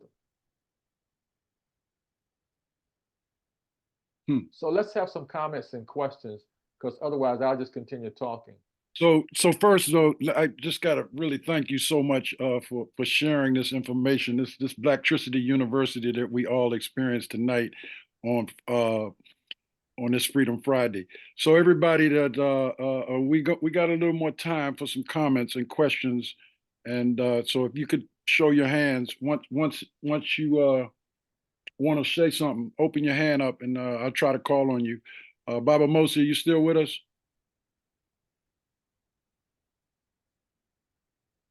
All right. Anybody that wants to open up a comment or say anything at this point? I know Mama Tendai, any of you all, particularly your sisters, y'all please. I know we got quite a few people here in the Zoom, so y'all don't be all silent. I don't see no hands though. Hello. You might have to ask them to either speak up or unmute themselves. So you may have to unmute them. No, well, Harut, I don't think they can unmute. Mama Tendai, can you unmute? Yes, Hey, Ruth. yes, Okay. I was talking to you all earlier, but I'm saying the brother just downloaded, much of it we're aware in certain ways, but didn't put together the way that he has. So I want to thank him for organizing it in the fashion that he has to make the connections. Super educational, ain't no question about it. And I just wanted to hear from you all. I don't want to hog up the things, but I definitely love the presentation. So I'm once again, I'm asking you all, you can either show your hand, open your mic, and throw your comment out, because we don't want to just jump out tonight. In fact, our brother is not a stranger to us, but he will be coming back, because certainly he definitely dropped a lot for us to study, a lot for us to learn, a lot for us to share with other people. So I'm opening it up, y'all. Brother Julius, nobody else got nothing to say? Addressing it, Baba, addressing it. Where do we start? Where would you suggest? No. Go ahead, Kwame, I got it, Mama Tendai. Kwame, you got your hand up. Go ahead, Kwame. Yeah, greetings, everyone. I What's just up, Bob? wanted to just drop in and say that was a excellent build, great information. I definitely appreciate it. I wish I'd have got in here at the beginning. But just wanted to know, is this are we gonna be able to get a copy of this recording so we can look at it again? Yeah, Kwame, we'll make sure you get the recording when it's done. But it's being played on Facebook right now. So if you want to see Okay. it immediately within 2 days, you can go to Facebook pages, my Facebook page or the one that's on the flyer. But we will make sure you get to YouTube because I want to make sure I know you're going to spread the information. And that's one of the good things about Freedom Fridays. We don't just do it for people who can come live. We want people who understand how important this information is to share it. Appreciate it. Thanks a lot. Peace. Okay, Baba Mosley has a question for you, Dr. Koko. What are your recommendations for deflecting the manipulations you mentioned? Wow, that's another lecture, but go ahead. Actually, Baba, that's what I just asked. Okay, could you repeat the question again? Because it has Yeah, two but components in it. what are your recommendations Mhm. for deflecting the manipulations you mentioned? Now, I heard a lot in your presentation, but that's the question posed by Baba Mosley. Okay. First of all, you have to acknowledge that it's there, number Yes, one. absolutely. And that's the first thing to get focused. You have to acknowledge that it's there. You're not able to sit in the rush hour traffic and squeeze the crap out your steering wheel or ride your horn or start texting because you're going to get distracted and you're going to invite Murphy's Law. So you have to acknowledge that it's there. That means you have to do your own reality check. You have to stop pretending that what you see isn't really consistent with reality that you intuitively know and feel. For example, like I guarantee if you were to turn on your news tonight, you're going to see something talking about Donald Trump. They toned down what's happening in Gaza, and you don't even get any information about what's happening in Sudan and Haiti. So you have to acknowledge reality first. After you've done that, you need to move around. Move around meaning you have to move because technology has made so many of us sedentary. You know, we sit down, we sit in front of our consoles, and we don't move around. So you have to keep the blood flowing. And as you keep the blood flowing, you need to eat right. And eating right means you don't just eat what's in vogue or what everybody else is saying in the whole 9 yards. You don't do that. You eat what agrees with your body. And when you're eating what agrees with your body will assimilate it.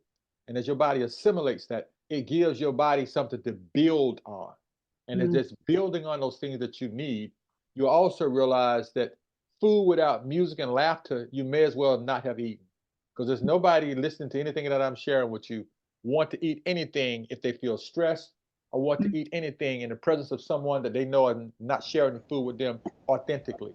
You may have an appetite, but your appetite will go away if somebody is disrespecting you while they're trying to make something available to you. You also need to start eating smart. Stop eating what you like and eat what you know your body needs. So your music, your food, and moving your body around. And guess what's more important than those things? Watch the company that you keep. Yep. Brother Coco, Professor Coco, can you close your screen out? Oh, yes, sir. All right, and don't stop. You can continue to answer, but I just wanted you to close your screen out so I can see everybody because I can't see everybody. Thank you. Hey, Rue, you can put it on full. I'll do that myself. Full view. I want to see everybody. Go ahead, brother. This is Congo. Yes. How are you? How are you? I'd like to bring it up to date to what's happening now.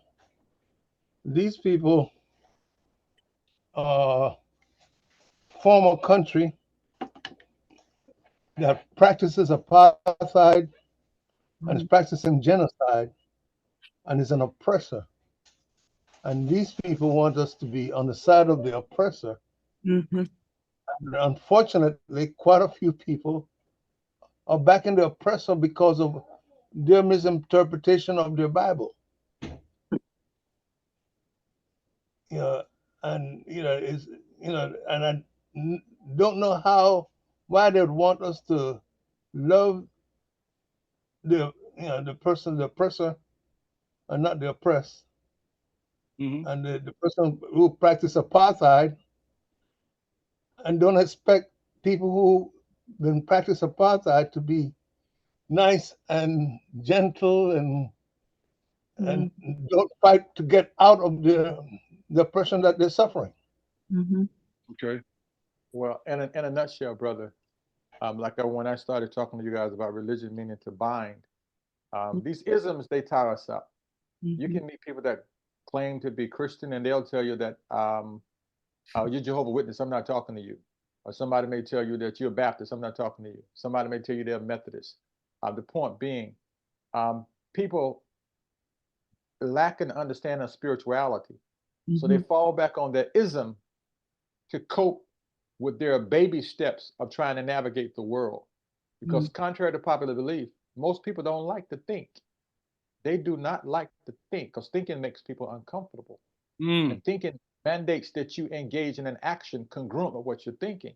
And then when you add to that, it's very difficult. There's a movie released probably 40 years ago, maybe, called I'm Gonna Get You Sucker. And in that movie, it's laid out how Clarence Williams' character, he has a vanilla spouse, the lady that wound up playing in Mod Squad. I don't know if this one American Quincy Jones, I don't know, but the point being, they have kids, and he's talking about bean pie, bean sodas, and they've done a great spoof on saying to you, people wanted to know what happened to folk in the movement. And he said they got government jobs. Follow me? And when people are finding themselves wondering about the dilemma of that direct deposit, it's a no-brainer as far as they're concerned. And not only that, it's just like seeing an accident and you see 8 people with cell phones, and 7 or 6 of those people would say, I know somebody already called somebody, you know, and they won't get involved. Bystander effect. They're like, and other people would say right now about you have 2 people running for your president, and if you mention the wrong word out your mouth, group A gonna be pissed off with you. If you say you're looking at an alternative, oh hell no, you look at an alternative, that's an automatic vote for the person that everybody says they don't want. So you can't even have those kind of conversations. And so what you're talking about has to do with a person's sense of identity. And because you're conscious, like I said to somebody asked me, he's like, man, why you won't put that brother in his place? I said, he's already in his place. And they said, you can just put him in his place. I'm like, well, who am I to put him in his place? When he's saying all that nonsense stuff. So if I say something to him and I know he's saying a lot of nonsense stuff, that's going to be like 2 fools arguing, right? I'm just as foolish as he is trying to talk to him about something that he clearly does not have the capacity or incentive to try and overstand. So it'll be stupid for me to talk to him.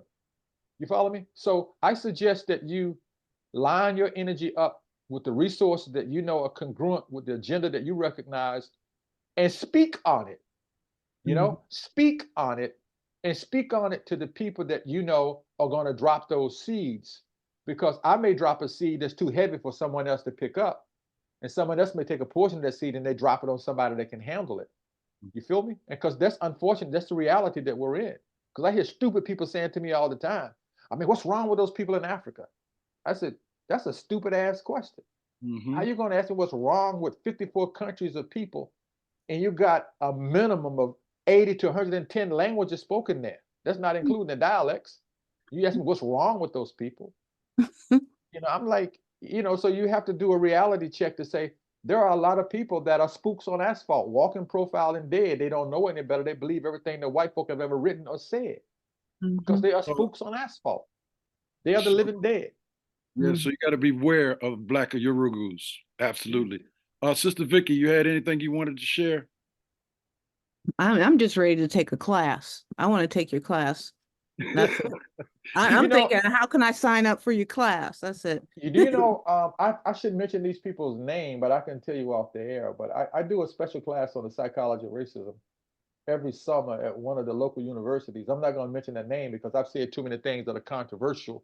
But they would go, why the hell you mention him? So the bottom line is, you give me a shout out, I can tell you about it. And people don't even like for folks to know. In the District of Columbia, there are certain schools that you can attend if you're over 62, and you can attend those schools for free because they owe you. You feel me? And not only that, we can have our own think tank at least twice a month. Right. It doesn't have to be in class. We can identify a subject and we can have it and we can cover it, and we can invite certain people. It doesn't have to be in a formal class because ironically, the things that you think I know, I'm only echoing things that you really should put back together. That's why they call it remember. Because genetic memory is not a joke. Genetic memory is real. And one thing that I want to accentuate, one of the most mind-blowing things that has occurred in the early 21st century for these Europeans was something called cellular memory. You know, someone else gets somebody else's heart, they start doing things that person did, you know, because cells carry memory. And contrary to popular belief, the memory of your ancestors is alive in your genes. And it's there. Say that again. That is serious what you just said. That's Yeah, critical. I am a social worker, by the way, and I did psychology also. So I'm loving this. I'm totally And you know digging. what's the challenge? I know I probably get in trouble for saying this, but like I said, I'm getting in good trouble. You have so many people in the discipline, and they didn't go into the discipline because they really wanted to literally serve the extensions of themselves. They went into discipline because they want to get a better understanding of themselves.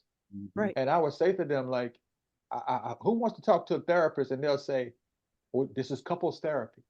And you've been married 5 times and you're under 40. You know, or what can you tell me that it's going to be speed humps in my life like you had? You feel me? So the reality is a very distasteful reality. You have to look with your third eye and observe with your 2 eyes. You feel me? So, Brother Julius, Sister Tendai, who else? Anybody else? Brother Heru? I have one comment. Maybe it's a comment. No, go ahead. Go ahead, Julius. I'm watching the Mayat behind his head and his hat. And I'm watching the feather and the heart. And I realize that Anubis usually stands in the middle of that, watching another heart. Because that balance is always up and down. That's how you learn. That's how you change.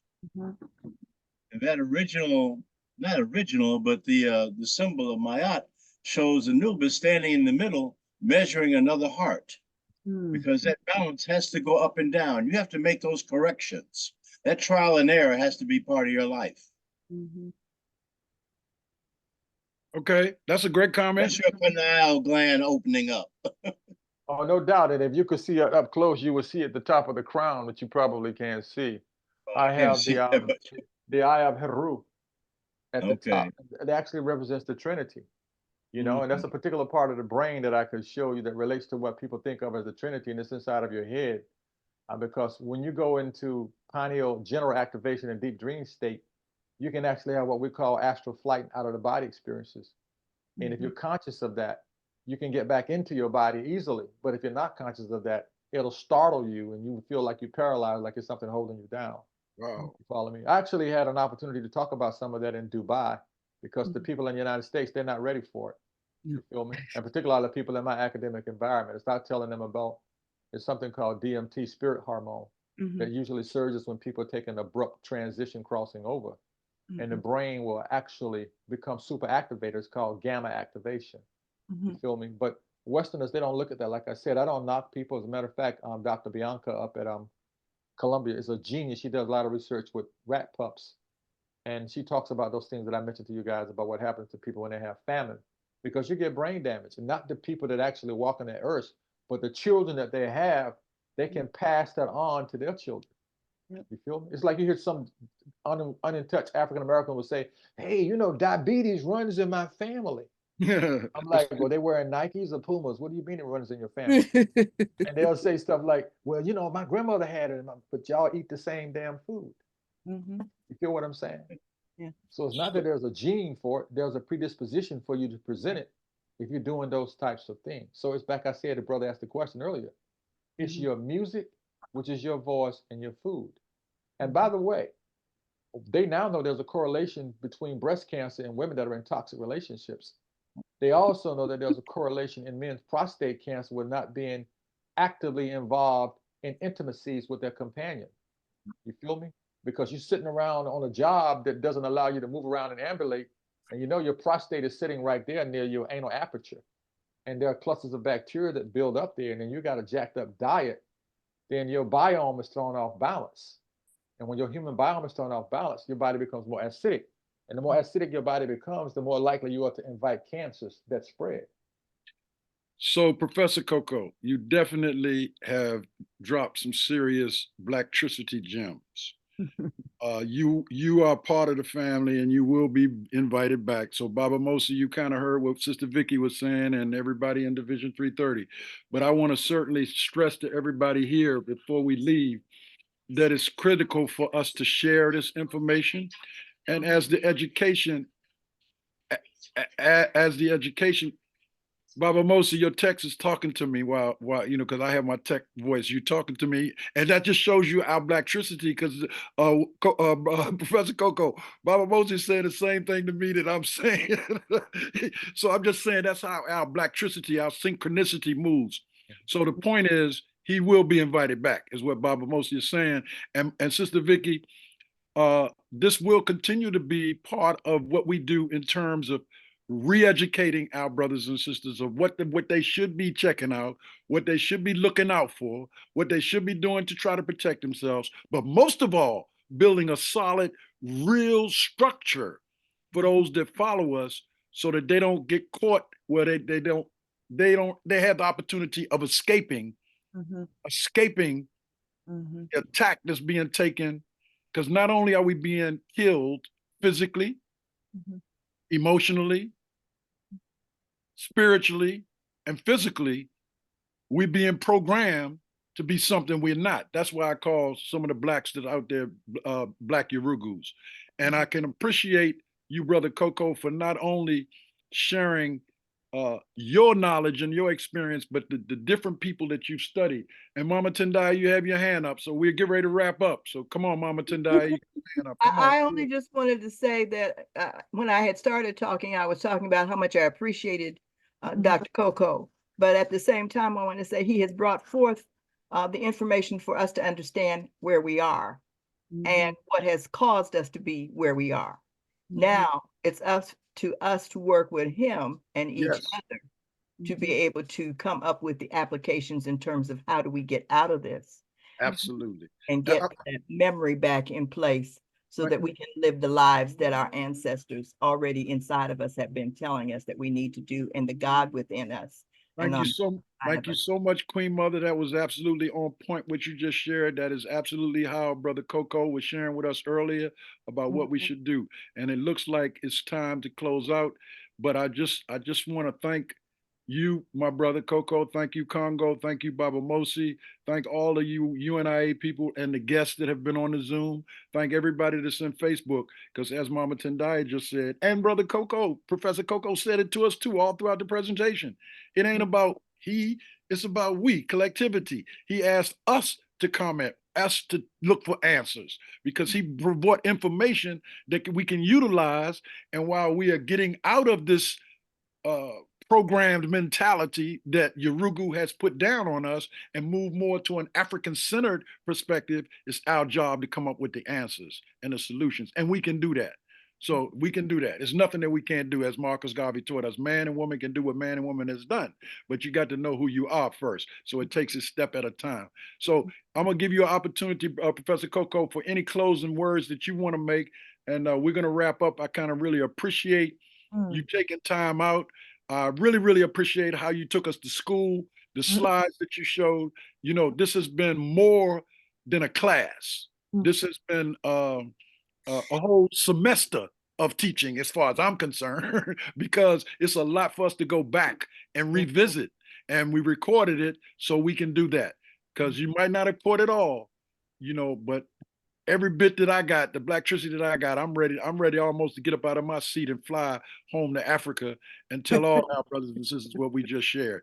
And that's important, because that's what the Educational Committee of the UNIA is about. Even though this is a divisional project, we got a lot of parent body people in the UNIA, and we got a lot of people on the Education Committee, Brother Julius, Mama Tendai, myself, Baba Mosi, Brother Zama, all of us are part of what we call, and I'm saying this to you, Brother Koko, what we have as the executive committee of the Educational Committee that's putting together subcommittees globally so we can teach people, but we got to reach people where they are. As you know, too much information, as you said, for some people, they run from it. So you got to kind of catch people where they are and give them what they need. But we certainly can put a structure together for younger brothers and sisters so that they don't continue to be miseducated. So, Brother Koko, if you want to give us any closing words, and again, thank you so much, my brother. I really appreciate the fact you took time out, because like I said, people can take what you just gave us and do their own research and learn more. Well, Vicky, did you want to say something? But I thought I saw your hand. I was thinking throughout the entire presentation back in 1990s, the early 90s, I was working at UPS, and I remember one of my supervisors coming back saying, We just had a meeting and they were telling us we need to work on how we treat people because eventually we white people are going to be the minority. And I remember him saying this and I was just looking at him thinking, you're okay, whatever. But now I'm hearing this on the news and you're seeing it in a sense, this genocide that's happening. You know, they're scared. I mean, some people are running scared right now, and that's all. Okay, I got a big message that just came to me, Brother Koko, to go back to that first slide. They want your information. This sister that's watching us on Facebook, there's a very close friend of ours, Sister Karen. She sent me a text. So she wants to make sure she knows how to contact you. So in your closing remarks, either you can share that or you can go back to the first slide or you can do it however you want. She just wants to know how she can reach out to you. She's based in the DMV area too. Yeah, well, it'll float quickly if I verbalize it. Yes. You have my number and you can give her my number, number one. But Okay. I have a website and the Mhm. website, you know, I don't know why we always have to drop these W's, but it's www.eyesofmaat. That's EYESOFMAAT as in theta.com. Eyes of Ma'at, like your orbits, your eyes of Ma'at. .com, and you can give her my my number and my email address is Alpha Theta Omega Nice Sunday. That's Atons, ATONS. All right, Alpha Theta Omega Nice Sunday, ATONS DNA. That's the genetic material at gmail.com. So that's Atons DNA at gmail.com.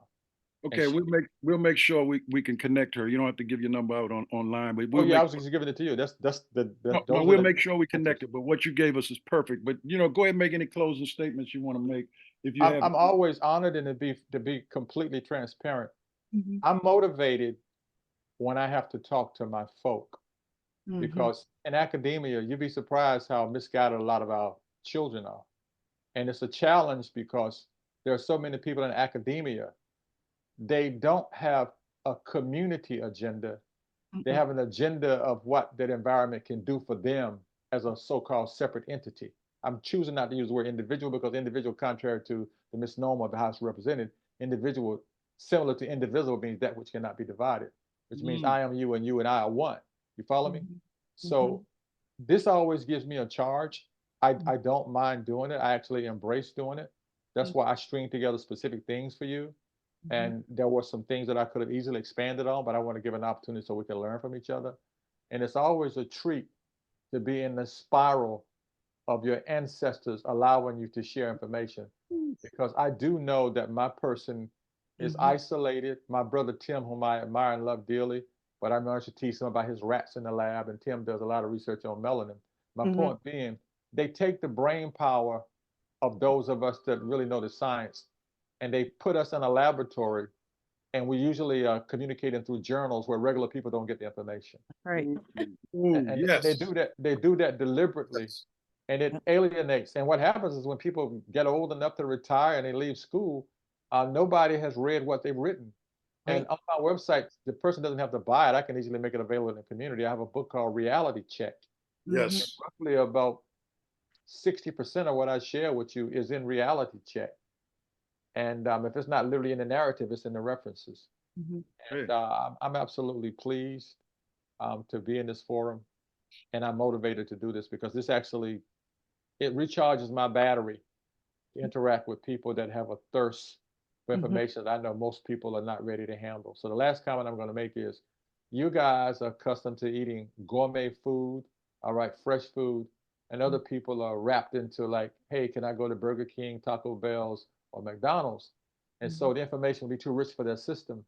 That's why I have so many slides and I jump from one subject to the next so that they can see that it's all tied together.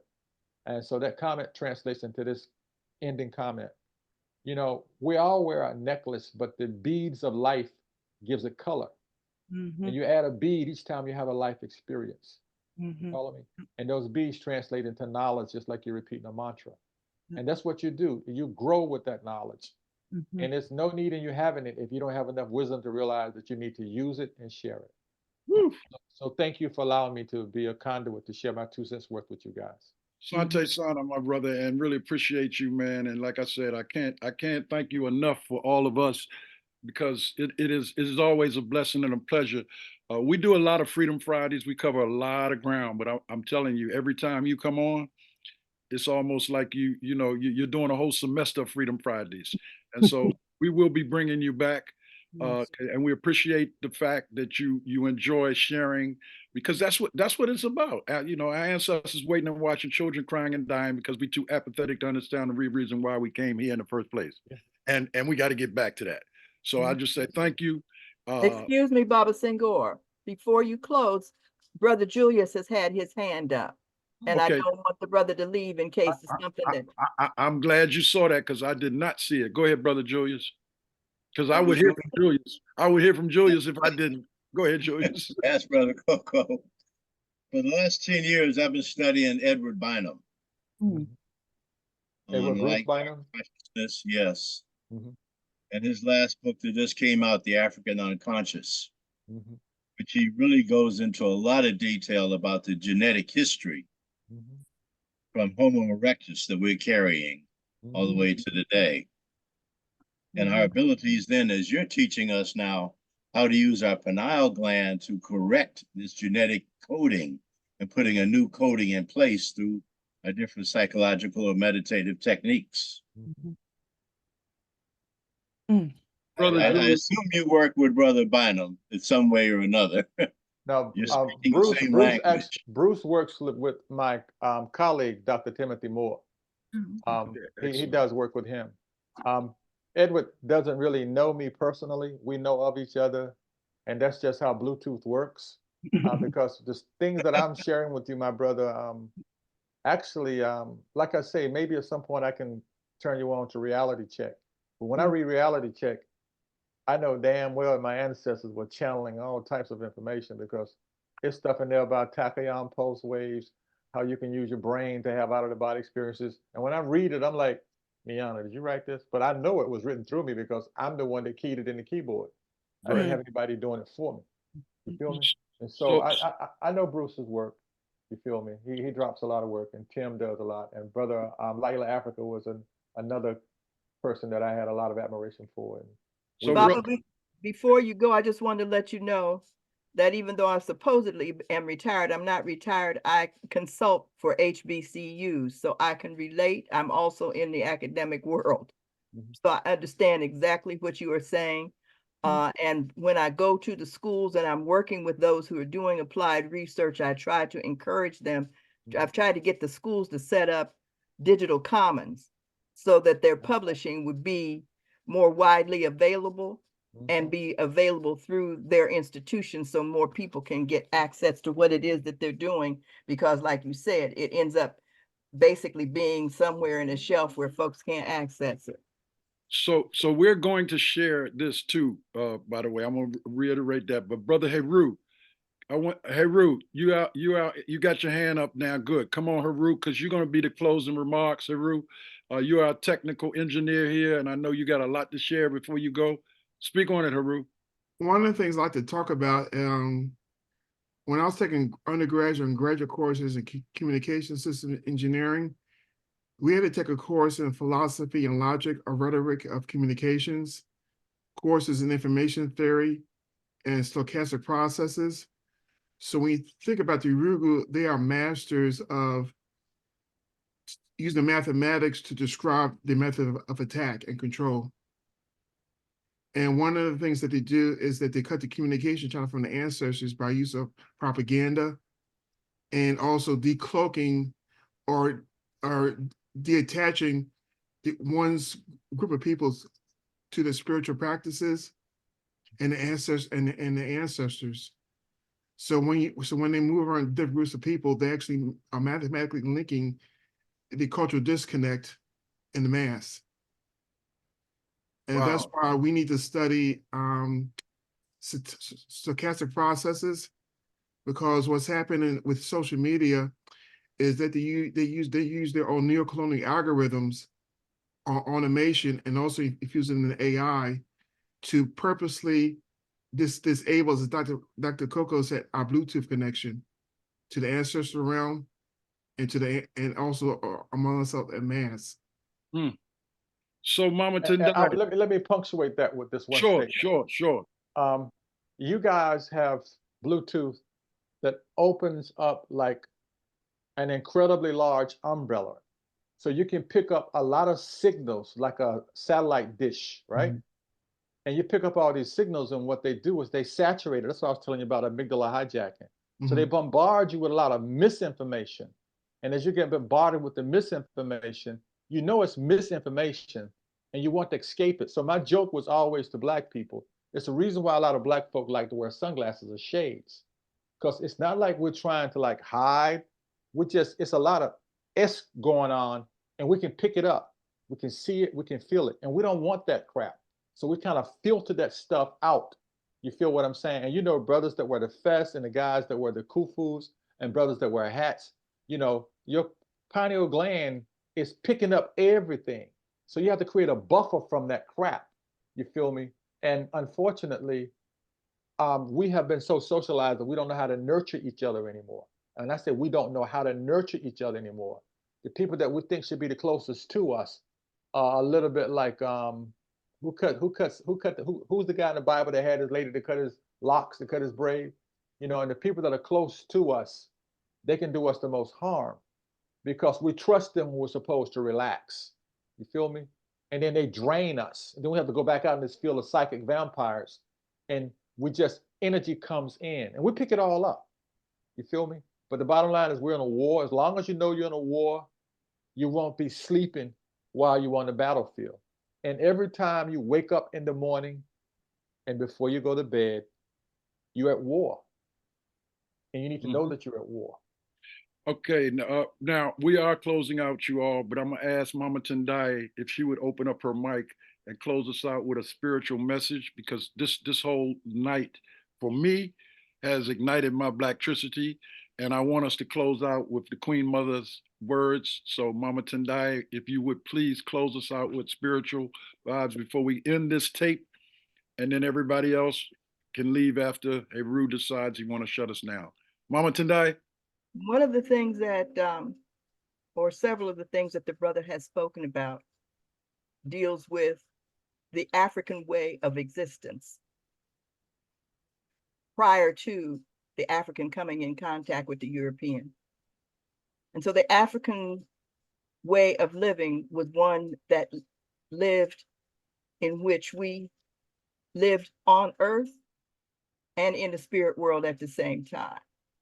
That we communicate with spirit, we recognize spirit, we understand our relationship to spirit because it's a kindred kind of a relationship, and our African traditional ways of living, because they were ways of living, not religions.